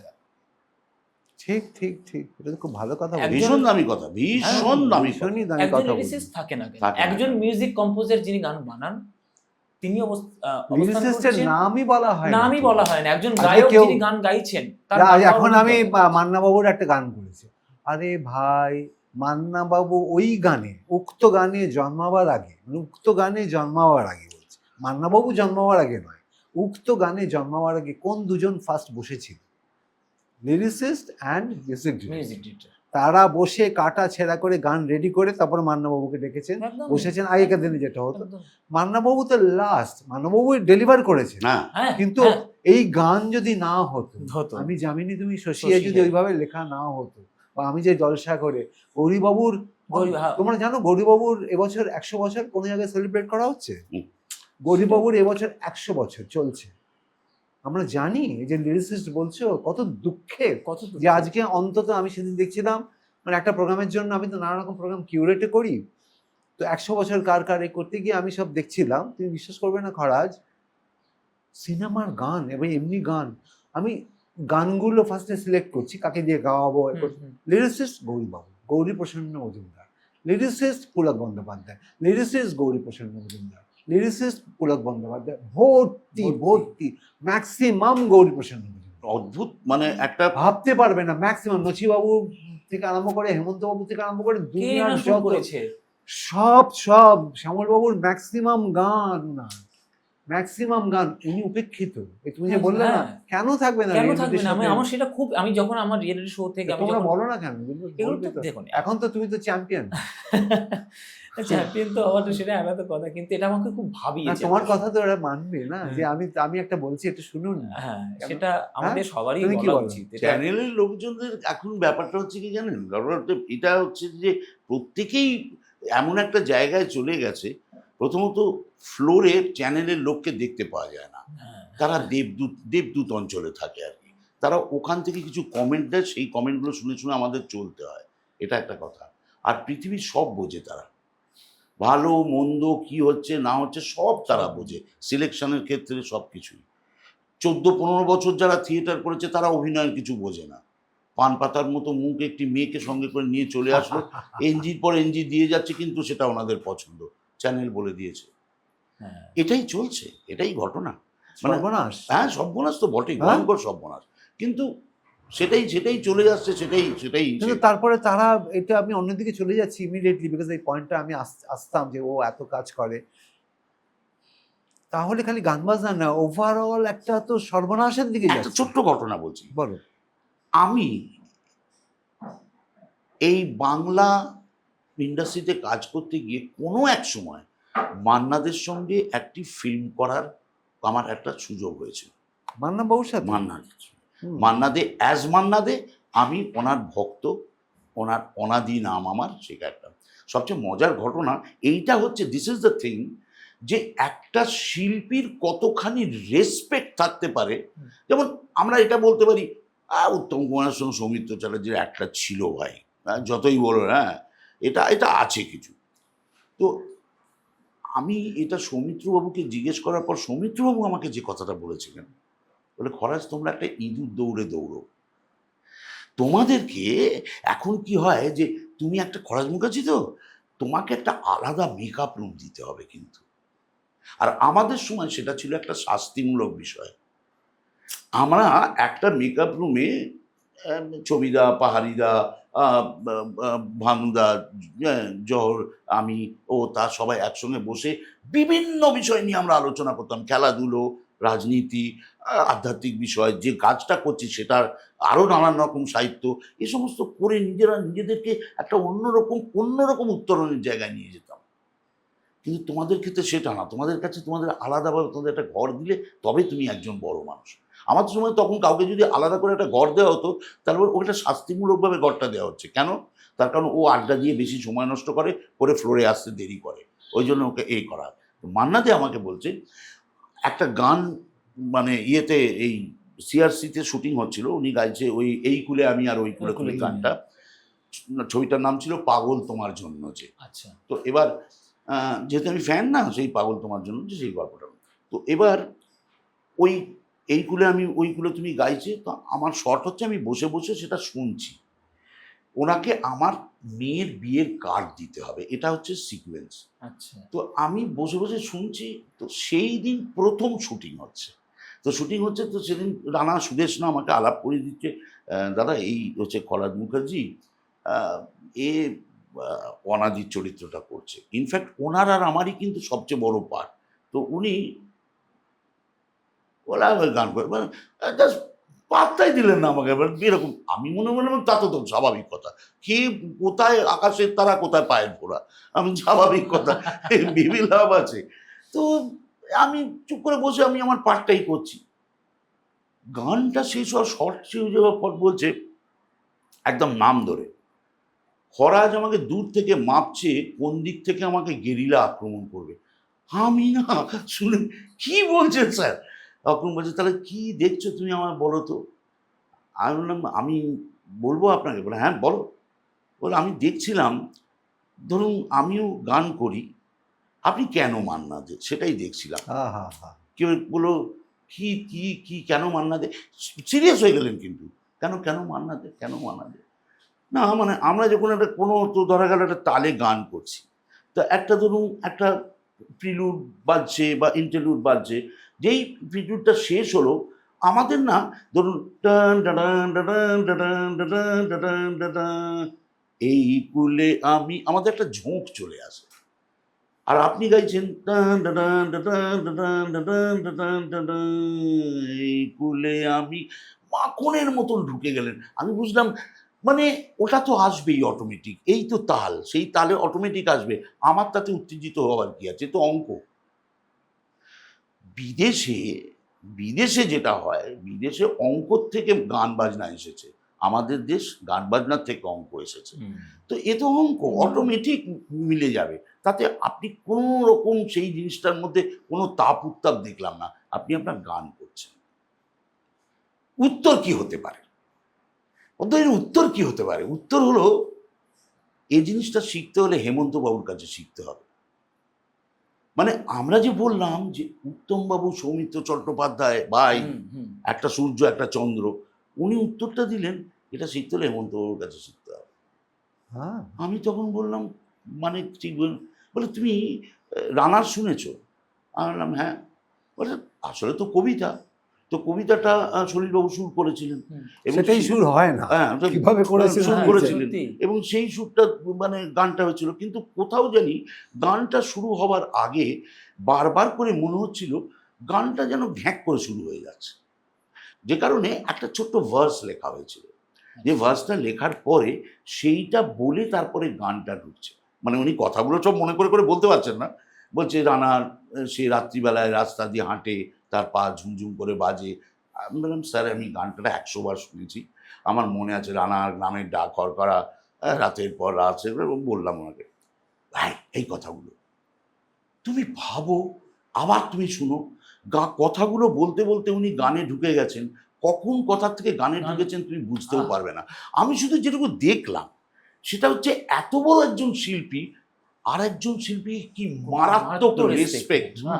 না আমি, তুমি যেটা আমাদের অফ ক্যামেরা বলছিলে যে তোমার ওই ডাবিং এর টাইমটা, তুমি একটা সময় কিন্তু প্রচন্ড ডাবিং করেছো। আমি রেসপেক্টের কথা থেকেই কথাটা বলছি, হ্যাঁ বলো। যে আমি অনেক অনেক অনেকের ক্যারেক্টার ডাবিং করেছি। আমি অনিল চ্যাটার্জির ছুটিতে বিশ্বম্বরের চরিত্র করেছি অনিল চ্যাটার্জি, তো সেটা করেছি। তারপর এরকম আমি আমাদের ইদানিংকালে রঞ্জিত মল্লিক, বঙ্কিম ঘোষ, এই সমস্ত অনেকেরই ডাবিং আমি করেছি। রবি ঘোষের ক্যারেক্টার ডাবিং করেছি। অনুপ কুমার তো নিজেই বলে দিতেন খরাজকে দিয়ে ডাবিং করিয়ে নাও। তো এরকম প্রচুর আছে। তো রবীন্দ্রার একটা ছবি আমি ডাবিং করছি, তো সেই ছবিটাতে ডাবিং করতে গিয়ে তখন তোমরা রূপায়ণ স্টুডিও দেখোনি, আমরা দেখেছি। দেখবে হ্যাঁ। রূপায়ণ স্টুডিও একটা বেশ, মানে ধরে নাও বিরাট 75 মিলিমিটার স্ক্রিন, পেছনে পুরো যে আমাদের ওদের যে রুমটা, যেখানে বিশ্বজিৎ ছিল না তখন? বিশ্বজিৎ ছিল, বিশ্বজিৎ ছিল, সিদ্ধার্থদা ছিল। তো এবার সেখানে আমরা যেতাম ডাবিং করতে। তো একটা ছবি ছিল, সেই ছবিটাতে রবিদা পাঠ করেছেন, এই হচ্ছে একটা রিসেপশনিস্টের ক্যারেক্টার। তো এবার আমার ক্যারেক্টার, আমি অনুপদার ক্যারেক্টার ডাবিং করতে গিয়েছি, ওদের একটা টাইম ছিল 6:30 শেষ, আর তারপরে হবে না, 6:30 পরের দিন আবার তুমি এসো, 3 রিল বাকি থাকলেও তাই। তো ওই সেদিন হয়েছে অনুপকুমারের একটু বাকি ছিল, সেটা পরের দিন এসে করে দিয়েছি। এবার সিদ্ধার্থদা, বিশ্বজিৎ দা সব, কোথায় যাবি, তোর কোন ছেলে কাঁদছে, বস এখানে থাক, এইবার বসিয়ে দিয়েছে।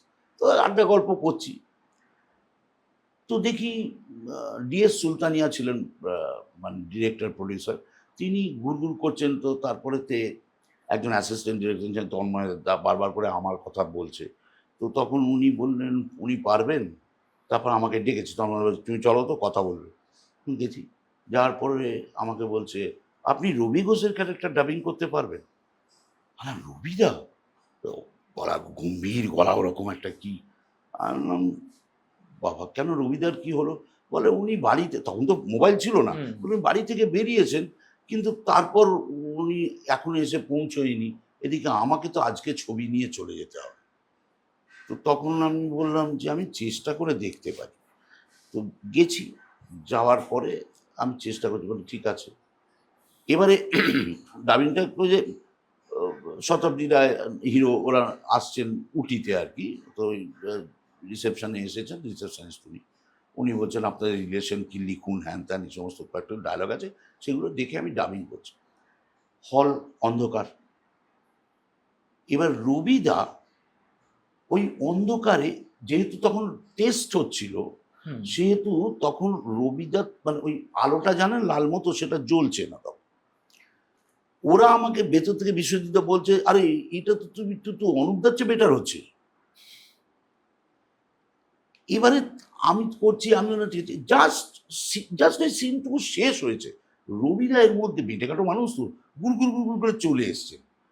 চলে এসে দেখছি কি হচ্ছে, আমারই ক্যারেক্টার ডাবিং হচ্ছে, আমি এখানে, ব্যাপারটা কি। আর ওখানে একটা পার্টিশন ছিল, আচ্ছা। পার্টিশনের ফাঁকে আমি, তো উনি এরকম উঁকি মেরে আমাকে দেখলেন, ও তুই করছিস, খুব ভালো, কর কর। এই আমি বললাম, না না দাদা আমি করতে চাইনি, তুমি রেফারেন্স হচ্ছে, সরি দাদা আমাকে ওনারা বলছিলেন যে একটা চেষ্টা করতে, মানে ভালো হচ্ছিল, খুব ভালো হচ্ছিল। এবার তখন তাড়াতাড়ি করে এনারা সবাই মানে এসে বেরিয়ে, আরে দাদা আপনি কোথায়, এতক্ষণ আপনি আসেননি, এসেনি। ও ভালো করছিল তো, ভালো করছে। বলে না না দাদা আপনি করবেন, কোথায় ছিলেন? বললো যে অনুপদা তখন তো ইলেকশনে দাঁড়িয়েছিলেন, তো তার জন্যে উনি প্রচারে গিয়েছিলেন। আচ্ছা। তো যাই হোক এসেছেন, এসে তো এবার বললো দাদা আপনি করুন অন্তত, তো লাঞ্চ ব্রেক দিয়ে দিই, তারপরে আপনি লাঞ্চ ব্রেক করে আপনি করবেন। ঠিক আছে। এইটাই বললাম যে রেসপেক্ট টু আদার আর্টিস্ট। একদম। উনি বললেন আমি করতে পারি, কিন্তু যতটা খরচ করেছে অতটা থাকবে, তারপর থেকে করবো। দেখো Yeah. ইজি কেটে যেতে এই- পারে। আবারও আমি বলছি, দেখো এই যে জিনিসটা এখনো কিন্তু ওইরকমই আছে। ছবিটা যদি তুমি দেখো তো দেখবে হুম। ওখানে কিন্তু প্রথমটুকু আমার করার ডাবিং, বাকিটুকু অনেক ছবি, মায়ের বাঁধন হ্যান ত্যান অনেক ছবি আমি রবিদার ক্যারেক্টার ডাবিং করেছি, অনুপদার তো অনেক। তো এখন ঘটনাটা হচ্ছে এইটাই, আমি এটা শিক্ষা। এইটাই সবচেয়ে বড় শিক্ষা। সবচেয়ে বড় মিসিং এটা। আচ্ছা এটা একটা অন্যায় আবদার আছে, হ্যাঁ, এবার আমি একটু অন্যায় দিকে যাই। হ্যাঁ, তোমার একটা ভূতের ভবিষ্যতের ডায়লগ আমাকে পাগলের মতো লাগে খালি, কিন্তু সেটা তো তুমি বলবে, কিন্তু তুমি ওইটাকে যদি এই আজকের দিনের মানে বেশ অনেককে নিয়ে যদি তারা এই কথাটা বলে, এই ডায়লগটা বলে, সেটা কি হবে? তুমি একটা করো আমি জানি, অনিল বাবুকে নিয়ে, সেটা তো তুমি শ্রীকান্ত ওটা বলো তুমি জানি, আচ্ছা। ওইটা না, ভূতের ভবিষ্যতের ডায়লগটা অরিজিনালটা বলবে, তারপরে ইনস্ট্যান্ট তুমি তোমার পছন্দের ছবির সাথে আরম্ভ করে তারা হলে এই ভূতের ভবিষ্যতের ডায়লগ কিরকম। এটা আমার পডকাস্টে একটা স্পেশাল পাওনা, না, এটা বোধহয় তুমি কোথাও করো। না, না, চলো দেখি পারবো কিনা তাও জানি না। ইনশাআল্লাহ। প্রথমার্ধে প্রবল বৃষ্টি, ধৈর্য ধরে বসুন, ইস্ট বেঙ্গলের প্রশান্ত আর মোহনবাগানের প্রশ্ন, নামটা মনে রাখবেন, পোঁত প্রধান। এটা ছিল দ্য মেইন ডায়লগ আর কি। প্রথমার্ধে প্রবল বৃষ্টি, ধৈর্য ধরে বসুন, ইস্ট বেঙ্গলের প্রশান্ত আর মোহনবাগানের প্রশ্ন। ওহো ছবিবাবু। ছবিবাবু। এইবার অনিল চ্যাটার্জি, ওনার তো খুব সুন্দর একটা মিষ্টি সুর ছিল, প্রথমার্ধে প্রবল বৃষ্টি, ধৈর্য ধরে বসুন, ইস্ট বেঙ্গলের প্রশান্ত আর মোহনবাগানের প্রশ্ন। কমল মিত্র, হ্যাঁ। প্রথমার্ধে প্রবল বৃষ্টি, ধৈর্য ধরে বসুন, ইস্ট বেঙ্গলের প্রশান্ত আর মোহনবাগানের প্রশ্ন। হরিধন মুখোপাধ্যায়, ভগবান প্রথমার্ধে প্রবল বৃষ্টি, ধৈর্য ধরে বসুন, ইস্ট বেঙ্গলের প্রশান্ত আর মোহনবাগানের প্রশ্ন। সুপার। রবিবাবু আমি নামগুলো বলে যাচ্ছি, বেটার হবে। প্রথমার্ধে প্রবল বৃষ্টি, হ্যাঁ ধৈর্য ধরে বসুন, ইস্ট বেঙ্গলের প্রশান্ত আর মোহনবাগানের প্রশ্ন, নামটা মনে রাখবেন, পোঁত প্রধান। আচ্ছা তারপরে এই আমাদের জহর রায়, ওনার তো একটা মানে ভালুক জন্ম আজকাল প্রথমার্ধে যে প্রবল বৃষ্টি, ধৈর্য ধরে বসুন, ইস্ট বেঙ্গলের প্রশান্ত আর মোহনবাগানের প্রশ্ন, নামটা মনে রাখবেন, পোঁত প্রধান। সুপার। আচ্ছা এবার আমি বলি কি তুমি, আমার একজনের ভীষণ পছন্দ ছিল, তবে তার কোনো স্টাইল, আমার কেন এটা আমি কেন, কি এটা অদ্ভুত সত্যি কথা তোমার, বলতে, ফ্যান্টাস্টিক। এটা আমি সত্যি বলছি, এটা মানে আমি এটা আমি পার্টিকুলারলি ভীষণ কি বলবো, যে আমার নিজের খুব খারাপ লাগতো যে আমি যখনই কোনো অনুষ্ঠানে যেতাম দেখতাম হিন্দির সমস্ত আর্টিস্টকে মিমিক্রি করছেন সমস্ত আর্টিস্টরা, কেন বাংলা আর্টিস্টদের মিমিক্রি করবেন তাদের না? স্টাইল আছে। এবং তাদের তো প্রত্যেকের একটা বাহ, একটা great. প্যাটার্ন তুমি আছে। নবদ্বীপ বাবুকে কখনো করেনি না? হ্যাঁ, চলো। কতবারতে প্রবল বেশি ধৈর্য ধরে বসুন। ইস্ট বেঙ্গলে প্রশান্ত আর মোহনবাগানের বসুন, নামটা মনে রাখবেন, পদা। তো এইটা হচ্ছে দেখো একজনের স্টাইল কি অসম্ভব। আমি একজনের ভীষণ ভক্ত ছিলাম, মানে পুরোনো ব্ল্যাক অ্যান্ড হোয়াইট দেখতে গিয়ে আমি তার পাগল ভক্ত হয়েছিলাম। মানে আমার এটা আছে যে মানে একটু হাটকের লোকজনদের আমি একটু বেশি জীবন বাবু। ওরে বাবা, তুমি কিরকম দেখো জীবন বাবুকে তো আলাদাভাবে দুর্ধর্ষ আর্টিস্ট, দারুণ। ওই সময় অত ন্যাচারাল, ন্যাচারাল, এই যে ন্যাচারাল কথায় আসবো, তুমি এখনো বাকি আছে, এটা শেষ করো তারপর ন্যাচারালে যাবো। আমি হচ্ছে এই তুমি আজকে আসার জমিয়ে দিয়েছো। ন্যাচারালিটিটা না, মানে একটা- ক্যামেরা আছে সামনে তোমার, বুঝতেই জীবন পারবো। বাবুর এটা কিন্তু তরুণ কুমারেরও ছিল, হ্যাঁ হ্যাঁ ভয়ঙ্কর রকম। এই যে তরুণ, ইনফ্যাক্ট উত্তমবাবু বলতেন যে আমি প্রচন্ড ভয় পেতাম কি কিন্তু comedy ওর সঙ্গে অভিনয় করতে, sense, হ্যাঁ? কখন কি করবে কেউ জানে না। ওটা ওটা ওনার একটা বিশেষত্ব ব্যাপার এই ছিল। যে মৌচাকে ওনার একটা রোল দেখছিলাম, মৌচাকে হ্যাঁ, একটা হ্যাঁ। পোর্শনে যে উনি সেই রঞ্জিত বাবুকে মেয়ের কাছে নিয়ে যাবেন, বিয়ে, কি টাইমিং আর কি অসাধারণ হ্যাঁ কমেডি করে যাচ্ছে। আচ্ছা তুমি আমাকে একটু শোনাও না, কি বলে এখন আবদার করতে হবে। আচ্ছা রঞ্জিত দা, রঞ্জিত দা মানে এমনি মানুষটা বড় সুখী মানুষ। হ্যাঁ, তো ওনার একদিন আমরা তখন একটা সিরিয়ালে কাজ করছি, সিরিয়ালটার নাম হচ্ছে জন্মভূমি। হ্যাঁ, তো সেই দারুণ গান জন্মভূমিতে হয়েছিল। করেছিলাম আমি, অনেক কটা এপিসোড করেছি। ইন্দ্রনীলের টাইটেল ছিল কি ভালো। হ্যাঁ হ্যাঁ। তো এবার সেইটা আমরা কাজ করার পর যা হয় কি ইউনিটের সঙ্গে আলাপ পরিচয় হয়ে গেছে। পরে আমি আর একটা ছবির কাজ করতে গেছি, তো ন্যাচারালি তখন দেখছি জন্মভূমির শুটিং চলছে। তা আমার হাতে অনেক সময় আছে, শীতকালের সময়। তখন আমাদের একটা NT2 বলছে, টেকনিশিয়ান 2 বলে একটা ছিল, মানে যেটা এখন পশ্চিমবঙ্গ নাট্য একাডেমি হয়ে হ্যাঁ, গেছে, হ্যাঁ। আচ্ছা ওইখানটায়। এবার আমি গিয়ে ওই ইউনিটের লোকজনদের সঙ্গে গল্প করছি, কথাবার্তা বলছি। তো সেটা তখন সেখানে শুটিং হচ্ছিল একটা রেড লাইট এরিয়ার শুটিং। তো যাই হোক, মেয়েরা সমস্ত কাটা ছাঁটা জামা কাপড় শাড়ি ফাড়ি সব নানান রকমভাবে পরে যাওয়া হয়, রেড লাইট এরিয়ার শুটিং। তো এবার তাদের অনেকের সঙ্গে পরিচয় আছে, কথা বলছি, গল্প করছি। রঞ্জিতদা দূর থেকে আমাকে দেখে আমাকে ডাকলেন, আমি গেলাম। বলে কোথায় কোথায় ঘুরছেন? আর আমরা ঘুরি নিয়ে এমনি সবসময় কথাবার্তা বলছি, আলাপ করছি। এইরকম ফিল্ম লাইনের মেয়ে ছেলে সব গায়ে পড়া মেয়ে ছেলে, এরা হাতছানি দিয়ে ডাকবে, সারা দেবেন না, কাজটি করবেন, পয়সাটি দেবেন, পাতাল রেল ধরে বাড়ি। না তুমি, আচ্ছা ওই ডায়লগটাই যদি এখন রঞ্জিত দা বলে কি বলে, ওখানে ফিরে যাই, আরো 3-4টে আছে, কমপ্লিট করবো কোর্স। আজকে বলো আমাদের এন্টারটেইনমেন্ট। হ্যাঁ একদম কি জানো তো আসল কথা কি, আমরা আমাদের ছবির ভাষাতে একটা জিনিস সবাই বলে, অবজারভেশন, মানে একটু অবজার্ভ করতে হবে। তুমি অনেক মানুষের সঙ্গে পরিচয় হচ্ছ, পরিচিত হচ্ছ, দেখছো তাদেরকে, সেটা না তোমার দায়িত্ব একজন অভিনেতা হোক বা শিল্পী হিসেবে।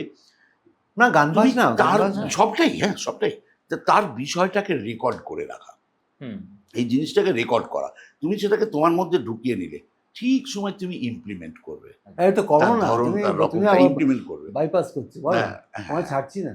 হ্যাঁ, না আমি এই প্রসঙ্গে একটা ছোট কথা বলছিলাম, সেটাই বলছি যে আমরা তো মিশি না, দেখি না, এটা একটা বিষয়। মানে বড় বড় সমস্ত লেখকরা তারা সমস্ত স্টুডিওতে বসে চুল ছেড়েন, একটা কথা ঠিক যদি পাওয়া যায় অমুক তো গান টান, মানে কিন্তু তবু পাচ্ছেন না। হুম হুম আমরা এই জন্মভূমি লিখতে গিয়ে আমরা দেখতাম যে নিখিলদা বসে বসে এরকম করে একটা গাছের আম গাছ ছিল, সে আম গাছের দিকে জানলা দিয়ে তাকিয়ে বসে থাকতেন। তো আমরা গিয়ে বলতাম, নিখিলদা পাতাগুলো সব শুকিয়ে গেছে, ও আর সবুজ দিতে পারবে না, হ্যাঁ তো নতুন গাছ ফাছ লাগাতে বলো, তাহলে যদি হয়। সৌমিত্রদা একটা ছবি করতে গিয়েছিলেন, বলে খরাজ একটা ছবি করতে গেছিলাম নদীর ধারে, সেইখানে শুটিং চলছিল। তা আমরা ওখান থেকে ওটাকে ছোট গাং বলে, আর বড় গাং যেটা, সেটা ওখান থেকে বেশ খানিকটা দূরে, সেটা প্রচুর জলের তোর স্রোত, উঠছে নামছে, ঢেউ উঠছে। সেই তো সৌমিত্রদা রোজই মাঝিকে বলে, মাঝি আমাকে একটুখানি বড় গাঙে ঘুরিয়ে নিয়ে এসো না। তো বলছে যে আপনাদের তো কাজ, একদিন ফাঁকা করুন, নিয়ে যাব। ঘটনাচক্রে একদিন 11টার সময় প্যাক আপ হয়ে গেছে। যেমনই প্যাক আপ হয়ে গেছে, বলে মাঝিকে ধরেছে, আমার নিয়ে চলুন। মাঝি বলছে চল বাবুকে চৈতি দোল খাইয়ে নিয়ে আসে। তো আমাকে সৌমিত্রদা বললেন যে দেখ, একটা একটা অশিক্ষিত লোক, তো তার শিক্ষা নেই দীক্ষা নেই, কত মিষ্টি একটা কথা বলো চৈতি দোল। এই কথাটা কিন্তু যারা সাহিত্যিক তারা খুঁজে বেড়াচ্ছে, খুঁজে বেড়াচ্ছে। পাগল হয়ে যাচ্ছে, কিন্তু একদম। খুঁজে পাচ্ছে না। একদম। কিন্তু ওর মুখ দিয়ে কিন্তু কথাটা বেরিয়ে এলো। কেন জানো তো? তার কারণ ওর একদিনের সঙ্গে আর একটা দিন মেলে না। জীবনে বৈচিত্র্য আছে, এই বৈচিত্র্যটা তোমার জীবনে ধরে রাখতে হবে, ঠিক ঠিক তবে ঠিক, গিয়েই কিন্তু আজকে ধরো গিয়ে এটা গান বাজনাতেও তাই। হ্যাঁ, আমরা নাটকটাকে সবসময় বলি সিনেমার চেয়ে বেটার। হুম। সিনেমায় না তুমি একটা কাজ করে দিলে, পারফরমেন্স করে দিলে, অ্যান্ড ফুল স্টপ, ওটাকে আর তুমি পরিবর্তন করতে পারবে না। না, নাটকে না। যত শিল্পী হোক না কেন, সেটা কিন্তু দেখবে, দেখে বলবে ওখানটা যদি এরম করতাম, ওখানটা এরম করতাম, আর পারবে না। এর ক্ষেত্রে বা তোমার গানের ক্ষেত্রে তুমি যতদিন পারফর্মার থাকবে, ততদিন তুমি ভাবে আজকে একটু এটা এরম ভাবে করি। বৈচিত্র্যময়। হ্যাঁ, আমরা নাটকের ক্ষেত্রেও সেটাই, যে আজকে একটু ডায়লগটা এরম ভাবে করি, একদম। একটু ওরম ভাবে করি। এই এই বিষয়গুলোর কিন্তু হুম। ভীষণ প্রয়োজন আছে। একদমই। বিভিন্ন বিভিন্ন ভাবে সেই জিনিসটাকে মানে করা, সেটা একটা ভীষণ দরকার আছে।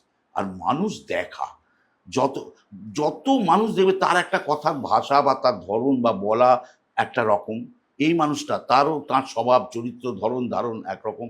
আমরা প্রত্যেকেই একটা স্বতন্ত্র, তো এই স্বাতন্ত্র্যটা শিখে রাখা দরকার। ও যেটা বললো না, একটা খুব দারুণ কথা বললো, যেটা আমি খুব ফিল করি, সেটা হচ্ছে অবজারভেশন। Observation। আমরা গান বাজনা শিখি, নিজেকে তৈরি করি, আমরা স্টুডেন্ট থাকি, আমরা সবাইকে নিয়ে বলছি, স্টুডেন্টশিপের একটা টাইম থাকে, তারপরে তুই বুঝতে পারবি যে তুই আস্তে আস্তে স্টুডেন্ট থেকে একটু কলাকার হচ্ছিস, হুম। পারফর্মার হচ্ছিস, এবং তারপর থেকে এন্টারটেনার, আর্টিস্ট। আমি ওকেও প্রশ্ন করব, তোকে একই প্রশ্ন করব, তো দুজন যদি আলাদা হয় আমি খুশি হব, কারণ দুজনের আপব্রিঙ্গিং অ্যাবসলিউটলি আলাদা। হুম।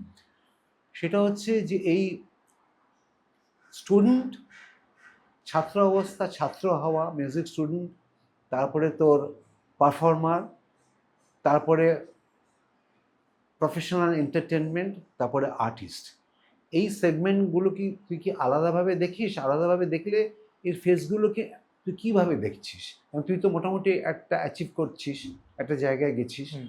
তোর কি সব রকম পুরোটা এই পুরো ফেসটা অ্যাচিভ করা হয়ে গেছে, নাকি তুই ইন দ্য প্রসেস? আমাকে হ্যাঁ, অবশ্যই ইন দ্য প্রসেস। হ্যাঁ। হ্যাঁ, কেননা আমার তো গান বাজনায় যতটুকু আমার দেখা, গুরুজিদের কাছ থেকে বসে, অনাদের কাছ থেকে বসে যতটুকু দেখা, সেটার না কোনো একটা লিমিটেশন তো কিছু নেই। এটা তো আনলিমিটেড। প্রত্যেকদিন যখন যাচ্ছি গুরুজির কাছে একটা করে রাগ গান শিখছিস। হ্যাঁ, রাগ শিখছি, বা কোনো একটা গানের কোনো একটা বিষয়ে শিখছি। সেটা না গত আগের দিনের যে ক্লাসটা হয়েছে, তার যে বক্তব্য, তার থেকে আজকে একটা নতুন শুনছি যে এটা এই যে প্রত্যেকদিন নিজেকে ভাঙা, হ্যাঁ, প্রত্যেকের তো একটা ফোকাস থাকে। যেমন হুম। আমি যখন তবলা শিখেছি, আমি লখনৌ ঘরানায় তবলা শিখেছি পণ্ডিত স্বপনচন্দ্র মশাইয়ের কাছে ক্লাস 1 থেকে। আমার তো ফোকাস ছিল আমি ক্লাসিক্যাল তবলাবাদক হব, হুম। একদম পরিষ্কার। তোর গতিটা কি? তুই যদি মানে তুই অনলের কাছে শিখছিস, হুম। অনল তো কীর্তনের, না, তো নয়। কীর্তনে হয় না। তো ওর কাছে কি শিখছিস? রাগদারি শিখছিস? না, রাগদারি বলছে রাগ, আমি তো অ্যাজ এ কখনো রাগ সঙ্গীত গাইবো এইটা তো আমার কখনো উদ্দেশ্য নয়, কিন্তু রাগের যে চরিত্র আছে এবং তার যে একটা ইম্পর্টেন্স আমাদের কীর্তনের মধ্যে আছে, সেটাকে আমি কতটা আমার জীবনে গ্রহণ করতে তো সেটা পারছি। বেশি এসে গেলে, যেটা ও বললো হুম। প্যাঁচ পয়জার, হ্যাঁ, সেটার একটা একটা ভয় থাকে না না? সেটা ভয় থাকে না, এর কারণে আমার সুমনবাবু আছে, যে তুমি কতটুকু করবে কীর্তনের মধ্যে, কতটুকু সেটা ও জানো, জানাচ্ছে। সেটা উনি জানাচ্ছে। ও, তুই তাহলে এই ব্যালেন্স করছিস। দুজনের থেকে শুনে আমি আমার কীর্তনের গানটাকে আমি ব্যালেন্স করার চেষ্টা করছি, যে দুটোতে কতটুকু গাইতে পারলে আমার কীর্তনের বৈশিষ্ট্য মানে বুঝে তুই পাচ্ছি। রাগদারির মেজাজটা নিলি, কিন্তু কীর্তনের পুরো শিক্ষা এবং হ্যাঁ, কীর্তনের দর্শনটা দর্শনটাকে যেন রাগ সঙ্গীত এসে ছাপিয়ে তোর না- ছাপিয়ে না ছাপিয়ে যায়। না যায়। এটা হলো ছাত্রাবস্থার ব্যাপারটা, ছাত্রাবস্থার ওটা অবস্থা। চলতেই থাকবে। এটা চলতেই থাকে তারপর সারা সেকেন্ড, জীবন। তুই এবার আস্তে আস্তে নিজেকে রেডি করলি এন্টারটেনমেন্ট, পারফরমেন্স অ্যান্ড আর্টিস্টের ওই হ্যাঁ, সেকশন। এবার এন্টারটেইনার হিসেবে যখন আমি গ্রামে গঞ্জে গান করতে যাচ্ছি, তখন আমি যত বেশি দর্শকের সংখ্যা পাচ্ছি। দর্শক বললি কেন? তারা তো শুনতে আসছে, তারা তো শ্রোতা হওয়া উচিত, তোকে দেখতে আসছে। অবশ্যই তারা তারা তারা শুনতেও যেমন আসছে, তারা আমাকে দেখতেও আসছে। দেখতে কেন আসছে? দেখতে কি কেন আসছে? দেখছে? কীর্তন সাবজেক্ট এমন একটা সাবজেক্ট না, শুধুমাত্র শোনার জিনিস নয়, একটা ক্যারেক্টার আমি প্লে করছি, আমি যখন একটা 3 ঘন্টার কীর্তন গান গাইছি, আমি নৌকাবিলাস একটা পর্যায়ে, নৌকাবিলাস একটা লীলা করছি, হাজার হাজার মানুষ বসে আছে, তারা আমাকে দেখছে যে আমি ওই নৌকাবিলাস পুরো পর্যায়টা করার জন্য আমি কতটুকু ইনভলভ হচ্ছে, কৃষ্ণের ক্যারেক্টার আমি করতে পারছি কিনা, রাধার ক্যারেক্টার করতে পারছি কিনা, বড়াইমার চরিত্র আছে তখন কিনা, কিন্তু ফেশিয়ালেও চেঞ্জ হয়। অবশ্যই সে চেঞ্জ হবে। এটা তো এনাদের দেখেই আমার শেখা। এই যে আমি কীর্তন শেখার জন্য আমি একটা খুব ইন্টারেস্টিং, এটা আমার একটা বলি, আমার গুরুজি সুমন ভট্টাচার্য, তখন কত আমার 17-18 বছর বয়স, আমি শিখতে যেতাম বরানগরে। উনি প্রচন্ড ব্যস্ত তখনকার দিনে, পড়াশোনা করছে, রাত 1টা-2টো পর্যন্ত পড়াশোনা করে, ঘন্টা 3 ঘুমায়, আবার উঠে আবার বই পড়তে শুরু করে, আবার গানে চলে যায়, এরকম হয়। আমাকে ক্লাস করতে ডেকেছে, বেশিরভাগ সানডেই ডাকতেন, শনি রোববার ডেকেছে, আমি ক্লাস করতে গেছি। তো ক্লাস করতে গিয়ে অডিশনটা খুলে দেখছি উনি না জাস্ট হাঁ করে টিভিটার দিকে তাকিয়ে আছে। এবার আমি তো গিয়ে কিছু বলতে পারি, তখন অনেক ছোট, কিছু বলতে পারে না উনি। আমি পাশে গিয়ে চুপচাপ বসলাম, কিছু বললাম না। উনি একটা সিনেমা দেখছেন, কি সিনেমা দেখছেন? পরশ পাথর দেখছেন। তুলসীবাবুর এই যে অভিনয়টা উনি হাঁ করে দেখছেন। খানিকক্ষণ দেখলো, 15-20 মিনিট দেখলে টিভিটা অফ করে, এই তুই কখন এসছিস? আমি অনেকক্ষণ এসছি, মানে একটা প্রশ্ন আছে। বল, আপনি তো করেন কীর্তন, দেখছেন কেন সিনেমা? বলে যেখান থেকে পারবে তুই জানবি যে তুই একজন কীর্তনের গায়ক, হাজার হাজার মানুষ তোকে শুনতে গেছে, তোকে শুধু শুনতে যাচ্ছে না তো, তুই একটা পর্যায়ে গেলে তোকে বিভিন্ন ক্যারেক্টার প্লে করতে হবে। ওই যে কনফিউশন চলছে যে কী করবো, ঠেকাবো কি ঠেকাবো না, ওই যে পরশ পাথরটা কোথায় ঠেকাবো, ওই যে উন্মাদনা, ওই যে ভেতরের একটা এক্সাইটমেন্ট, ওইটাকে আমি কপি করছিলাম যে ওইটা আমি কীর্তনে কি করে আমি ইনভলভ করবো, ক্রিয়েট করবো। মানে ওর কথাটাই অবজারভেশন খুব দরকার। এবারে এটা আমি কীর্তন করতে গিয়ে দেখেছি যে আমাকে অনেকগুলো ক্যারেক্টার প্লে করতে হবে। একটা কীর্তনের চিত্রনাট্য যখন আমি লোকের কাছে প্রেজেন্ট করছি, কীর্তনে তো একটা বিষয়বস্তু আছে, আমি শুধু গান গাইছি না, আমি গান গাইতে হচ্ছে, আমাকে নাচতে হচ্ছে, আমাকে অভিনয় করতে হচ্ছে, আমাকে বাচনভঙ্গি দিয়ে লোকের একটা তত্ত্বকে এক্সপ্লেনেশন দিয়ে আমাকে বোঝাতে হচ্ছে যে কি এই সংস্কৃত শ্লোকটার মানে কি। তাহলে আমাকে অ্যাজ এ বক্তাও আমাকে কিন্তু সেইভাবে ক্যারেক্টারটা প্লে করতে হবে। ওই জন্য বহু কিছু। এখানে আমাকে একটু বল, জাস্ট এই পারফর্মার, এন্টারটেইনার আর আর্টিস্ট, এই তিনটের মধ্যে কোনো আলাদা কিছু দেখিস না একই? না, অবশ্যই আলাদা কিছু আছে। কিরকম বল আমাকে একটু। যেমন আর্টিস্ট, আমি আমার কীর্তনের সাবজেক্টটাকে আমি কিভাবে সেটা লোকের কাছে প্রেজেন্ট করবো, সেটা আমার শিল্পসত্তা। কিন্তু সেইটা কতটুকু গ্রহণ করতে পারছে আমার সামনে যারা বসে আছে, তাদেরকে কিরকম করে বোঝালে তবে তারা সেই ব্যাপারটাকে, বিষয়টাকে তারা গ্রহণ করতে পারবে, এটা কিন্তু একটা এন্টারটেইনারের কাজ। এটা খুব পারফর্মার আলাদা কি না? পারফর্মার এন্টারটেইনার একই? এটাতে মানে খুব কনফিউশনের ব্যাপার যে কতটুকু আমার মধ্যে সেই এন্টারটেনমেন্ট পার্ট দিয়ে আমার পারফরমেন্সটাকে বোঝাতে পারছি। যখন আমরা নাচ করছি, কীর্তন করতে গিয়ে যখন নাচ করছি, সেই নাচটুকু কতটুকু নাচ করলে তবে কীর্তনের বৈশিষ্ট্যটা বজায় থাকছে। নাচ করতে গেলে আমি তো সেখানে কত্থক বা ভরতনাট্যম করবো না, সেটা কীর্তনের একটা নিজস্ব শৈলীতে নাচ আছে, দুটো হাত তুলে একেবারে গৌরনীতার মতো করে নাচও। এইটা পারফরমেন্সের জোর মধ্যে আমি যদি বোঝাতে না পারি তখন খুব মুশকিল। ওই জন্য আমি ছোট্টবেলা থেকে এটা আমার একটা ভালো মানে হয়েছে যে আমি শুধু যখন গান করেছি, কীর্তন তো শিখেছি বটেই, কিন্তু কীর্তনের সঙ্গে সঙ্গে আমি ছোট্টবেলা থেকে বিভিন্ন ধরনের গান শুনেও বড় হয়েছি। মান্যবাবুর গান, হেমন্তবাবুর গান, হ্যাঁ, সেখান থেকে শুরু করে লালন সাহের বিভিন্ন গান, সেখান থেকে শুরু করে এখন হ্যান্স জিমার আমি ব্যাকগ্রাউন্ড স্কোর শুনছি ইন্টারস্টেলারে বসে বসে। বাহ, হ্যাঁ, দারুণ বললি। হ্যাঁ, এই এত বড় একটা জায়গার বিচরণ করার যদি সব ক্ষমতা না কিছু থাকে থেকে না, তুমি খরচ কিরকম দেখো এই যে সেকশনস গুলো আমি বললাম? আমি দাদা সত্যি কথা বলতে কি, অত যে ভেবে গিয়েছি তা নয়, কিন্তু আমি একটা জিনিস বুঝতে পারি যে আজ আমি একটা যখন পারফরমেন্স কিছু করছি, যাই কিছু পারফরমেন্স করছি, বা আপনি আমার একটা কোনো কাজ দেখছেন, যেটাই আমার কাজ তোমরা দেখছো, পছন্দ হচ্ছে তোমাদের, বাহ কাজ কি ভালো করলো, আমার কাছে না রাস্তাটা আরো সরু হয়ে গেল। এই যে মানে কথা হচ্ছে, মানে ওটা তো দেখে নিয়েছে, এবার কি, তাহলে এবার আমি যখন করব আমার এই পারফরমেন্সটাকে আরো আপগ্রেড করতে হবে, এবং সেটা যত আমি করতে থাকবো তত আমার রাস্তাটা আরো সরু থেকে সরুতর হতে থাকবে, এবং তারপর একটা সময় প্রায় সেটা সুতোর কাছে চলে যাবে।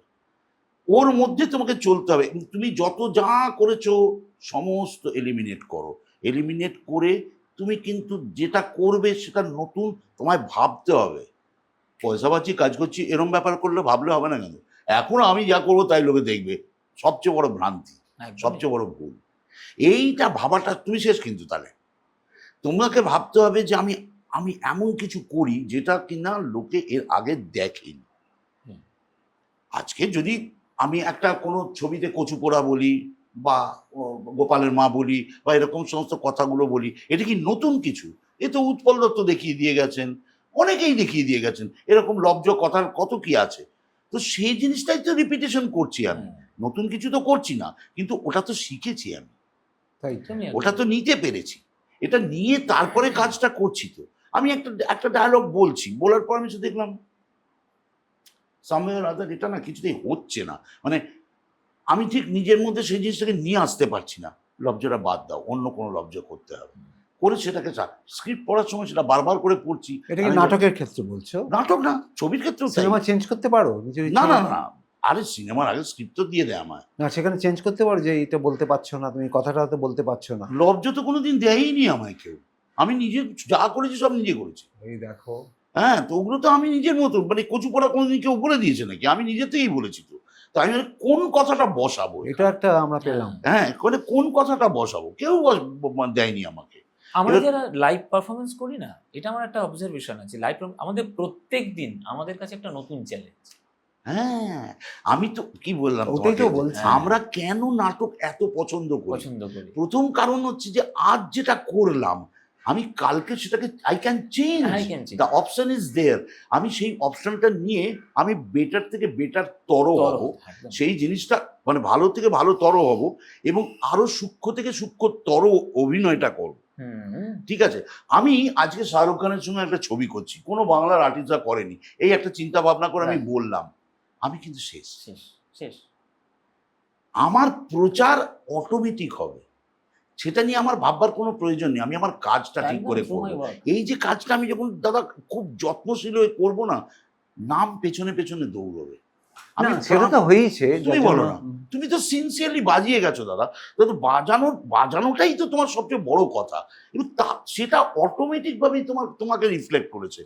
কবার তোমাকে বলতে যে এই দেখুন এই দেখুন বাজনা, ওই ওই যে তুমি বললে প্রথমেই যে কথাটা তুমি প্রথম আনলে, যে গিমিক, সেই জিনিসটা বেশি দিন মানুষ কিন্তু রাখতে রাখতে পারে পারে না, তারপর সেই জিনিসটা হারিয়ে যায়। সবচেয়ে বড় কথা, একটা টাইমের পর তুমি নিজে বুঝতে পারবে এটা কিন্তু একটা সাধনার পর্যায়ে হুম। চলে যায়। না, It is আমরা- also আমরা তো প্রথম থেকেই meditation. এটা It is a ভাবি। meditation. It is- না না, কিন্তু তোমার ক্ষেত্রে বা এটা আমি ভীষণ একটা ভালো একটা সুন্দর জায়গায় এসছে, সেটা হচ্ছে এই যে আপগ্রেডেশন। এই কথাটা আমি আমার ছাত্রদের বলি, আমি নিজে করেছি, সবসময় এখনো করে যাচ্ছি, এর তো কোনো শেষ নেই। না না না, হ্যাঁ, জাকিরজিকে একবার কোনো ইন্টারভিউতে, আমি ছিলাম ওই ইন্টারভিউতে, জিজ্ঞেস করেছে which is your best concert so far. আমার পাশেই বসছিলাম, ঢাকায় বেড়াতে গেছিলাম, একসাথে আমি অনেক বাজিয়েছি আগে পরে। আমি এগুলো শিখেছি ওনাদের কাছ থেকে, তো শেখা, বড়দের কাছ থেকে শেখা, মানে আমরা সবাই। সবাই সবাই। তো জাকিরজিকে জিজ্ঞেস করেছে which is your best concert, বলে I am yet to play my best concert. ও চুপ, এই ভেবেছিল ওই- একটা লম্বা, হ্যাঁ, একদম। আমি আহমেদাবাদে যেটা বাজিয়েছিলাম ওখানে 2.5 ঘন্টা হ্যাঁ, সোলো, হ্যাঁ। আর আমি ওইখানে যেটা বাজিয়েছিলাম ওটা এক কথা, I am yet to play my best concert. হ্যাঁ। ও চলে যাওয়ার পরে আমি, এটা কি হলো, ওটা বাজিয়ে দিলে তো হয়েই গেল, তাহলে বেঁচে থাকলে লাভ বেঁচে কি? থাকলে হ্যাঁ, কি? হ্যাঁ, আমাদের একদমই যে তাই। ড্রাইভ করছি সেটা তুমি সেটা মনে করো। এই ভয়ঙ্কর ভাবে সেটা মনে করি। আর একটা জিনিস হচ্ছে কি, যে যেই মুহূর্তে তুমি আত্মতৃপ্তিতে চলে গেলে না, শেষ। তোমার শিল্প সত্তা শেষ। শিল্প সত্তা শেষ। ভাই সব ছেড়ে দাও, আগে ফিল করে নাও আমি যা করছি তা যারা আমার শ্রোতা, যারা আমার দর্শক, হুম। তাদের কাছে সেটা কনভেড হচ্ছে কিনা। না, এই যে তুমি ফিল ফিল ফিল এই যেটা বলছো, ফিলিংসের কথা, ভেতর থেকে ফিল করা অন্যদের জন্য, তো সেটা আজকের দিনে চলে আসি, এখন একটু শেষের দিকে আমরা। এখন তুমি টোটাল ইন্ডাস্ট্রিতে, মানে এখানে বলছি, কি দেখছো বলো তো? দাদা, ওই প্রথম যে কথাটা তুমি বললে এই এপিসোডের শুরুতে, যে এই গিমিক, আমি কি পারি আমি কি পারি না, এই আমি দেখি, আরে শরীর চর্চা, জিম সব তো হবে, তোর অভিনয় কোথায়? সাজু গুজু হ্যান ত্যান, চুল বাঁধা, খোঁপা, জামা কাপড় কষে, অভিনয়টা কই? না, তা যারা করাবে তারাও মূর্খ, আগা পাঁচতলা মূর্খ। সব। মূর্খ নয়, মানে তার জিনিসটার ব্যাপারে আরে তুই শেখ তো আগে, তুই আগে শেখার আগে যদি শেখা মানে লোককে শেখাতে থাকিস তাহলে যা হয়। তো পুরো ইন্ডাস্ট্রিটাই চলছে মানে অশিক্ষিতের না, একদম। হাত ধরে, একদম। তুমি সেটা মানছো? তার অশিক্ষিতটা তো আমার ডিরেক্টর নয়, না কিন্তু অশিক্ষিত তো আমার, আমি হলো বেশ কিছু আর্টিস্টও নয়, কিন্তু যদি কেউ একটা প্রডিউসার যদি যিনি আলু বেচে, সে আজকে ছবি করতে এসছে, সে যদি বলে আমার নায়িকা এ হবে, সেটাই হচ্ছে।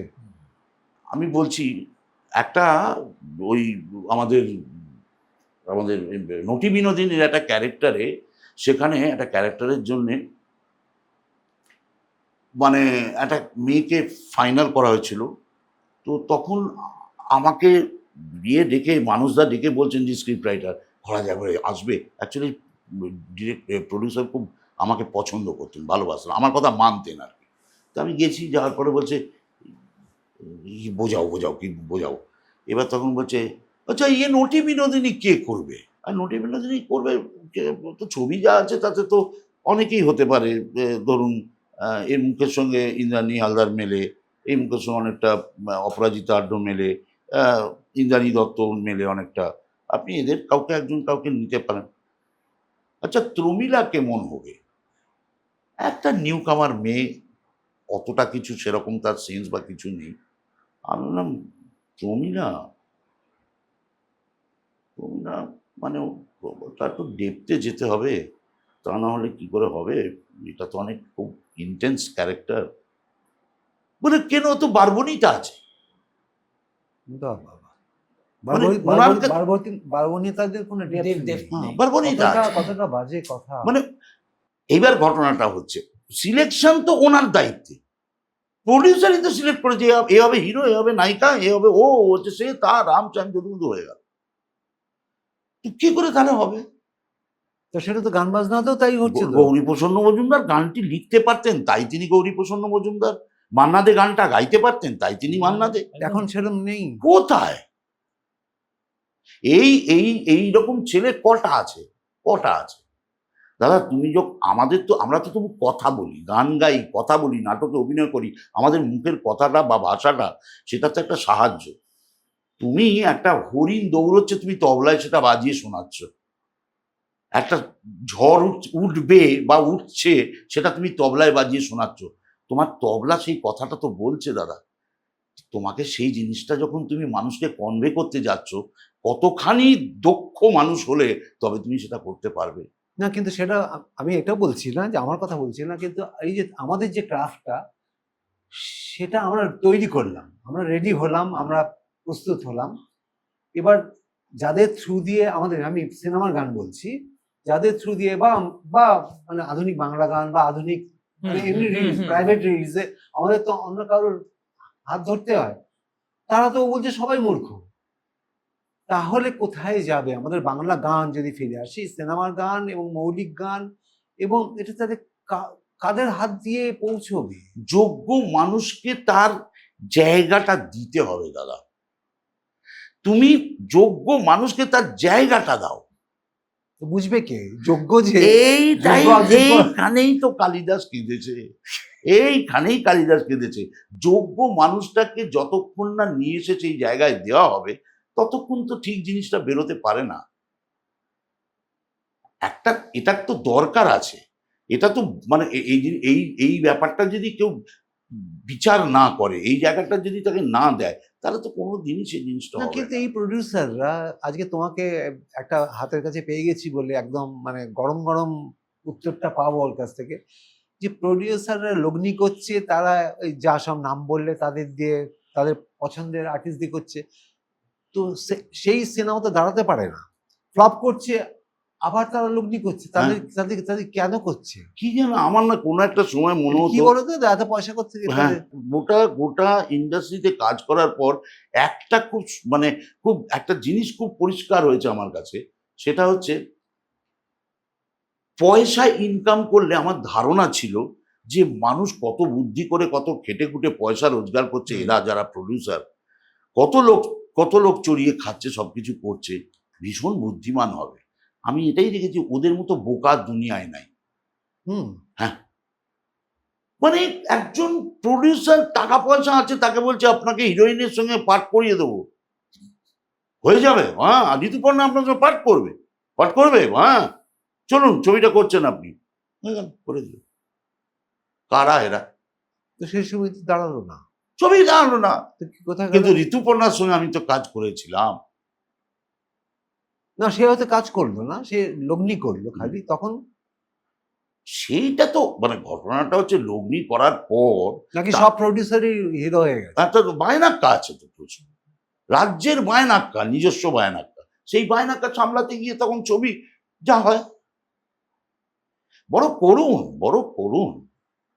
আর গান বাজনা মানে, আমি গান বাজনা সেকশনটা বলছি, মানে আজকে মানে সিনেমা হলে গিয়ে কি দেখছি, মানে আমরা মিউজিশিয়ানরা যারা আগে আমরা বাংলা সিনেমা বলো, স্পেশালি বাংলা সিনেমায় বলছি, কি কি গান শুনে আমরা বড় হয়েছি লাস্ট 15-20 বছরে, কোথায় চলে গেল চারটি খালি নাচের গান। আমি নাচের গানে এগেনস্টে নই, বারবার আমি এটা বলছি, না সেটা কেন হবে? কিন্তু কোথায় চলে গেল, মানে অন্য গান, মানে কোথায় গেল?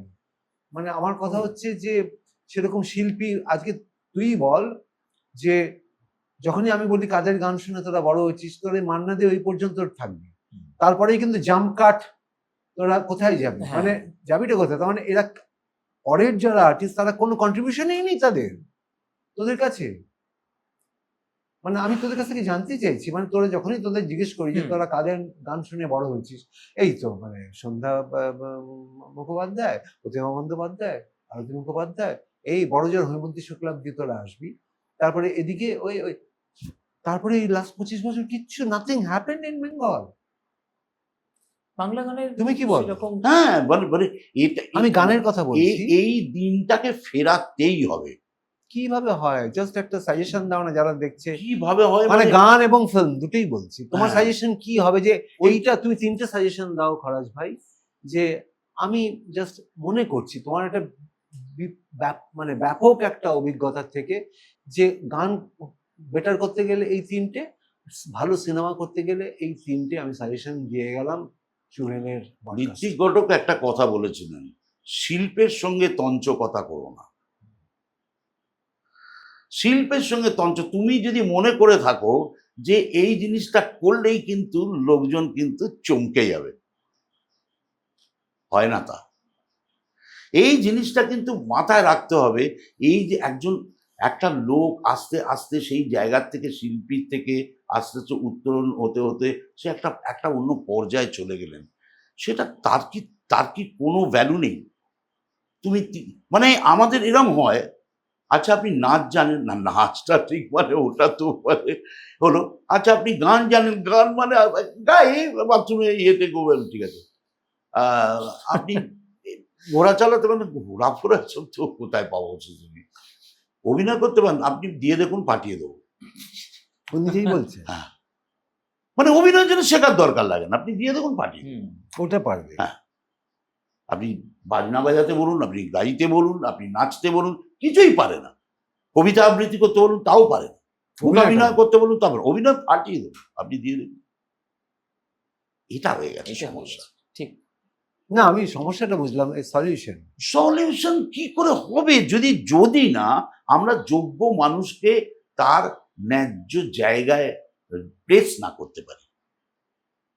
আমাদের সেই প্লেসমেন্টটার তো দরকার আছে। এটা যোগ্য, আমি একে দিয়েই গানটা করাবো, এই মানুষটা জহুরির অভাব, একদম জহুরির প্রচন্ড অভাব একদম চারিদিকে, একদম। এবং জহুরির যে শিক্ষাগত যোগ্যতা তার ফিল্ডের দরকার, তার বড় বড় বড় অভাব। এটা একটা হলো। এবার তুমি সিনেমার গান বাজনার দিকে যদি বলো, যে সিনেমার গান বাজনার এই অবনতি, এটাকে রুখতে গেলে কি করতে হবে? সেই জহুরি কি? একদমই তাই তো, সেটাই তো দরকার। গান তবু কিছুটা এগিয়ে আছে, মানে চেষ্টা চরিত্র চালাচ্ছে ওর কিছু, কেউ ভালো ভালো গান কিছু মাঝে মধ্যে লিখছে, তাদের চেষ্টা করছে ভালো করে সুর করার, সেগুলো সমস্ত তবু হচ্ছে। অভিনয় না, আজকে এই যে চিরঞ্জিত দা কদিন আগে একটা এই ফিল্ম একটা অ্যাওয়ার্ড, উনি বললেন কি সব হিট বলে, পাশে সৃজিৎ সবাই দাঁড়িয়েছিল, সৃজিৎ, তারপরে আমাদের অতনু সবাই দাঁড়িয়ে আছে, ঋতুপর্ণাও ছিল। বলে হিট কি, এরা কি হিট বলে আমি জানি না, সবাই আমার ভাই বোন। আমরা 150টা হল চলছে সেই হিটটা আমরা দেখেছি। এখন সেটা নেমে গিয়ে 50টা, 30টা থেকে 50টা। তখন সিনেমা হতো 132টা থেকে 150টা। এখন সারা বছরে 30টা সিনেমা হয়। কি আমাদের ইন্ডাস্ট্রি কোথায় চলে যাচ্ছে একদম কেউ ভাবছে না, কেউ ভাবছে না, মানে তলিয়ে যাচ্ছে। এবং তার সাথে সাথে সিনেমার গান বাজনাও তলিয়ে যাচ্ছে। সিনেমান গান বাজনা বটে, এবং সেটা অন্য ধরনেরও সেটা আছে। মানে এই যে এমন একটা শব্দ এসছে না, ভাইরাল হবো, মানে এতটা সহজে লোকের কাছে পৌঁছে যাওয়া, সহজলভ্য হয়ে যাবে। সহজলভ্য না, হয়ে কিন্তু যাওয়া। আমরা তো জানতাম virus is a dangerous thing হ্যাঁ, ফর হেলথ। হ্যাঁ কিন্তু ভাইরাস বলতে আমরা বুঝতাম তো ইটস ডেঞ্জারাস ফর হেলথ, মানে সিগারেট স্মোকিং যেন একদম। ইনজুরিয়াস টু সেটা হেলথ, এখন খুব ভাইরাস তো helpful। Injurious to health. তো এখন ভাইরাস হয়ে গেছে একদম সার্ভিং দ্য সোসাইটি, হ্যাঁ, উল্টো হয়ে একদম মানে গেছে। সহজলভ্য হয়ে কি করে আমার যেন তেন প্রকারণে লোকে আমাকে একটু চিনবে, চিনবে, একটু নাম একটু নাম করবে করবো, আমার আমি কাছে। লোকের কাছে একটু করে বেড়াবো। ওই নামে করে বেড়ানো যায়। ওই কিছুদিন। কিছুদিন এই সোশ্যাল মিডিয়াতে এখন তো ফেসবুকের জামানায়, এখন তো ইউটিউবার সবাই সমালোচক, সবাই গান বাজনা জানে, সবাই তালটা জানে, সবাই ফিল্ম বোদ্ধা, এভরিথিং ইজ সব সব কিছু। না, কিন্তু একটা খরা যে আমি বলছি, আমি তোকেও বলছি, সেটা হচ্ছে যে আমার এখানে এই যে প্রবলেমের কথা সবাই বলছে, সবাই বুঝে গেছে, কিন্তু সবাই তো ওই পার্ট অফ দ্যাট অবক্ষয় হুম। যে সবাই কিন্তু বুঝতে পারছে। তাহলে পার্ট অফ অবক্ষয়টা কারা? মানে আমি প্রডিউসার ডিরেক্টর বলছি, আমাকে এখানে যত গান বাজনার লোক এসছে, হ্যাঁ শুভেন্দা বা হ্যাঁ শুভেন তুই ঠিক বলছিস, অবক্ষয় এই এই কারণে হচ্ছে, তার মানে he is not that part of that অবক্ষয়, হ্যাঁ নিশ্চয়ই, মানে আমরা হি ইজ সবাই। Not part of that. আমরা সবাই তাহলে সবাই, তার মানে কি সবাই এটাকে এন্ডোর্স বকলমে কিন্তু করে যাচ্ছে, হ্যাঁ, কম্প্রোমাইজ হ্যাঁ, করে যাচ্ছে। হ্যাঁ, করে যাচ্ছে। তো সেই কারণেও তো এই অবক্ষয়টা হ্যাঁ, হতে পারে। হ্যাঁ, যে আমরা একদম। বলছি কিন্তু কালকে গিয়ে তো আমি ওটাই করবো। হ্যাঁ হুম। অন্যায় যে মনে হয়। করে আর অন্যায় যে সহে তব ঘৃণা জানো জানো তার তাদের তৃণ তৃণ সমুদয়। এটা একদমই ঠিক। কেউ করছে, আমরা সেটা সইছি। এই জিনিসটার থেকে মানে কি বলবো, আগে তো প্রথম ওই যে বলেন যে জহুরিটা, সেই জহুরিটা তো চিনতে হবে, যে মানুষটা পারে, আমি পারি না, এটা তো বুঝতে হবে। না, খুবই চিন্তার ব্যাপার। যাই হোক, আমার একটা লাস্ট আবদার দিয়ে আমি শেষ করব। আমি জানি না সেখানে তুই জয়েন করতে পারবি কিনা। সেটা হচ্ছে ওর একটা গান আছে, ওর সেই নাটক আমি অন্তত 15 বার দেখেছি। তার একটা কারণ আছে কেন দেখেছি। এতবার আমি ওই নাটকটা আমি কোনো নাটকে এতবার দেখিনি, সেটা অন্য কারণ আছে, সেটা পরে বলবো। সেটা হচ্ছে ভূষণ্ডির মাঠ। আচ্ছা, তো ভূষণ্ডির মাঠের একটা গান ওর আছে, সেই গানটা আমি একটু শুনে তারপর আমার একটা ছোট্ট বক্তব্য দিয়ে তুই যদি কিছু তারপরে একটা অ্যাড করতে চাস করতে পারিস, নাহলে ওইখানেই আমরা শেষ করবো। একটু একটু সালাগা, একটু গানটা কিন্তু পুরো শুনবো। পুরোটা। হ্যাঁ, এটা একটা আবদার। বাঁশবাগানের মাথার ওপর চাঁদ উঠেছে ওই, এমন সময় কোথায় গেলে গিন্নি তুমি, কই কই কই কই কই, চাঁদ উঠেছে ওই বাঁশবাগানের মাথার ওপর, চাঁদ উঠেছে ওই, এমন সময় কোথায় গেলে গিন্নি তুমি, কই কই কই কই কই, চাঁদ উঠেছে ওই, ধুতর ফুলের গন্ধে ভরা, দেখো কেমন কেওড়া তলা, এমন রাতে তোমায় ছাড়া কেমনে আমি রই, চাঁদ উঠেছে ওই বাঁশবাগানের মাথার ওপর, চাঁদ উঠেছে ওই, এমন সময় কোথায় গেলে গিন্নি তুমি, কয় কয় কয় কয় কয়, চাঁদ উঠেছে ওই, শ্যাওড়া গাছের ডালে ডালে কত মোটকেছি ঘাড় এই সালে, আহা, পেলাম না তো তোমার মতো, পেলাম না তো তোমার মতো, এমন ধারার সই, তাই তো ডাকি গিন্নি বলে, অগিন্নি গিন্নি আ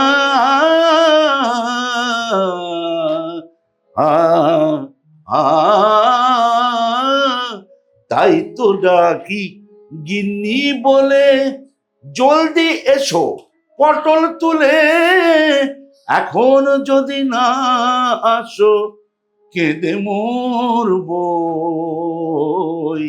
চাঁদ উঠেছে, চাঁদ উঠেছে, চাঁদ উঠেছে, ও এই গানটা কার লেখা, কার সুর? এটা সুজিত দার লেখা। হ্যাঁ, সুজিত চট্টোপাধ্যায়, মানে এই নাটকের যতগুলো গান সবই সুজিত চট্টোপাধ্যায়। দেখুন, এত ট্যালেন্টেড মানুষ, এত সুন্দর, কোথায় কেউ চেনে তাকে? আমি চিনি, হ্যাঁ, আমি এই কারণেই চিনি যে উনি আমার মামা শ্বশুর। হ্যাঁ, আমার ওয়াইফের নিজের মামা, আপন মামা হচ্ছে সুজিত চট্টোপাধ্যায়, যার এই যতগুলো গান, ও ভূষণ্ডীর মাঠে যদি পারো কখনো দেখো, আমি অনবদ্য গান। এবং বুবলাকে, ফরাজদা, ওনার ছেলে যে বুবলাকে বলেছিলাম, তোর বাবার এই অমর সৃষ্টি আমরা তো সারাটা জীবন পারবো না, হুম, এবার আস্তে আস্তে আমার বয়স হয়ে যাবে আর আমরা এই গানগুলো গাইতেই পারবো না, রেকর্ড করে এই অমর সৃষ্টিটা নষ্ট হয়ে যাবে। তো তুই এটা একটা কাজ কর, এটা একটা অ্যালবাম কর, হুম, করে এটা আমরা প্রেজেন্ট করে দিই। তো এই অ্যালবামটা করাতেই ওই গান কিছু কিছু কিছু কিছু করা গেছে, হ্যাঁ। রাখা গেছে। না, দারুণ, এটা দারুণ এরকম preservation। থিয়েটারের কত ভালো ভালো গান নষ্ট হয়ে চালিয়ে গেছে। কিন্তু খরাজ একটা জিনিস বলো তো, আমি মানে শেষ করতে করতেও করছি না, যেটা আমার একটা খুব মনে হয় এখন যখন নাটক দেখি, সিনেমাতেও দেখি, যে তোমার মনে হয় না যে মানে ট্যালেন্টেড যারা, তারাও বলছি, মানে অভিনয়টা যখন স্টেজে করছে আমার তাকে ক্যারেক্টারই মনে হচ্ছে না মোস্ট অফ দেম। মানে যেভাবে কথা বলছে সেটা নর্মাল নয়, মানে নামি দামি লোকেদেরও কথাও আমি বলছি, তারা একটা অদ্ভুত ম্যানারিজমের মধ্যে আছে বা এখনদারির মধ্যে আছে। মানে আমি ধরো স্টেজে বসে তোমাদের যেরকম সাবলীল অভিনয় দেখছি, এখন ও যেরকম, ও স্টেজে কিন্তু ওইভাবেই কথা বলে। মানে আমি ওর আশেপাশেরই খুব ট্যালেন্টেড যাদের সিনেমায় দেখেছি, হুম, হুম, তারা তখন একটা ক্যারেক্টার করছে, মাসের জন্য করছে। আমি না। তারা যখন নিজেরা নাটক করছে, যখন এটা, আমি কি ভুল বলছি? তুমি না না না, ভীষণ ঠিক কথা, ভীষণ ঠিক কথা। আমার তাদের সব ম্যানারিজম লাগে, আমি এটা একটা অদ্ভুত আমার লাগে। আর এখনকার যত সিনেমার হিরোরা রয়েছে, হিরো হিরোইন, মানে এখনকার ভালো করে বাংলাই তো বলতে পারে না। কেন কি, কেন কি, কেন কি, আবার কি, কেন কি, কি কেন কি, এবার কি বাংলা? কেনটা, কেন আর কি, মানে ভুলভাল বাংলা, বাংলা উচ্চারণ ভুল জানে না। প্রসিদ্ধ একজন এখানকার ডিরেক্টর, প্রথম 3 জনের মধ্যে ওকে আমি মানি, এত ভালো।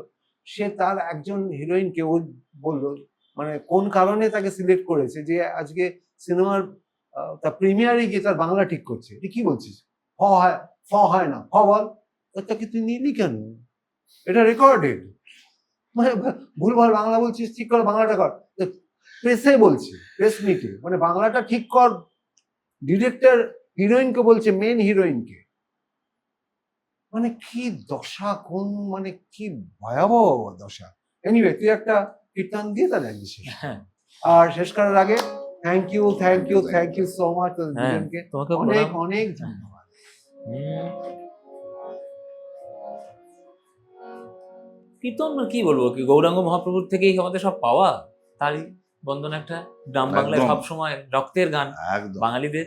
ভজ গৌরাঙ্গ কহ গৌরাঙ্গ, লহ গৌরাঙ্গের নাম রে, যে জনা গৌরাঙ্গ ভজে, क्या बात। সে হয় আমার প্রাণ রে।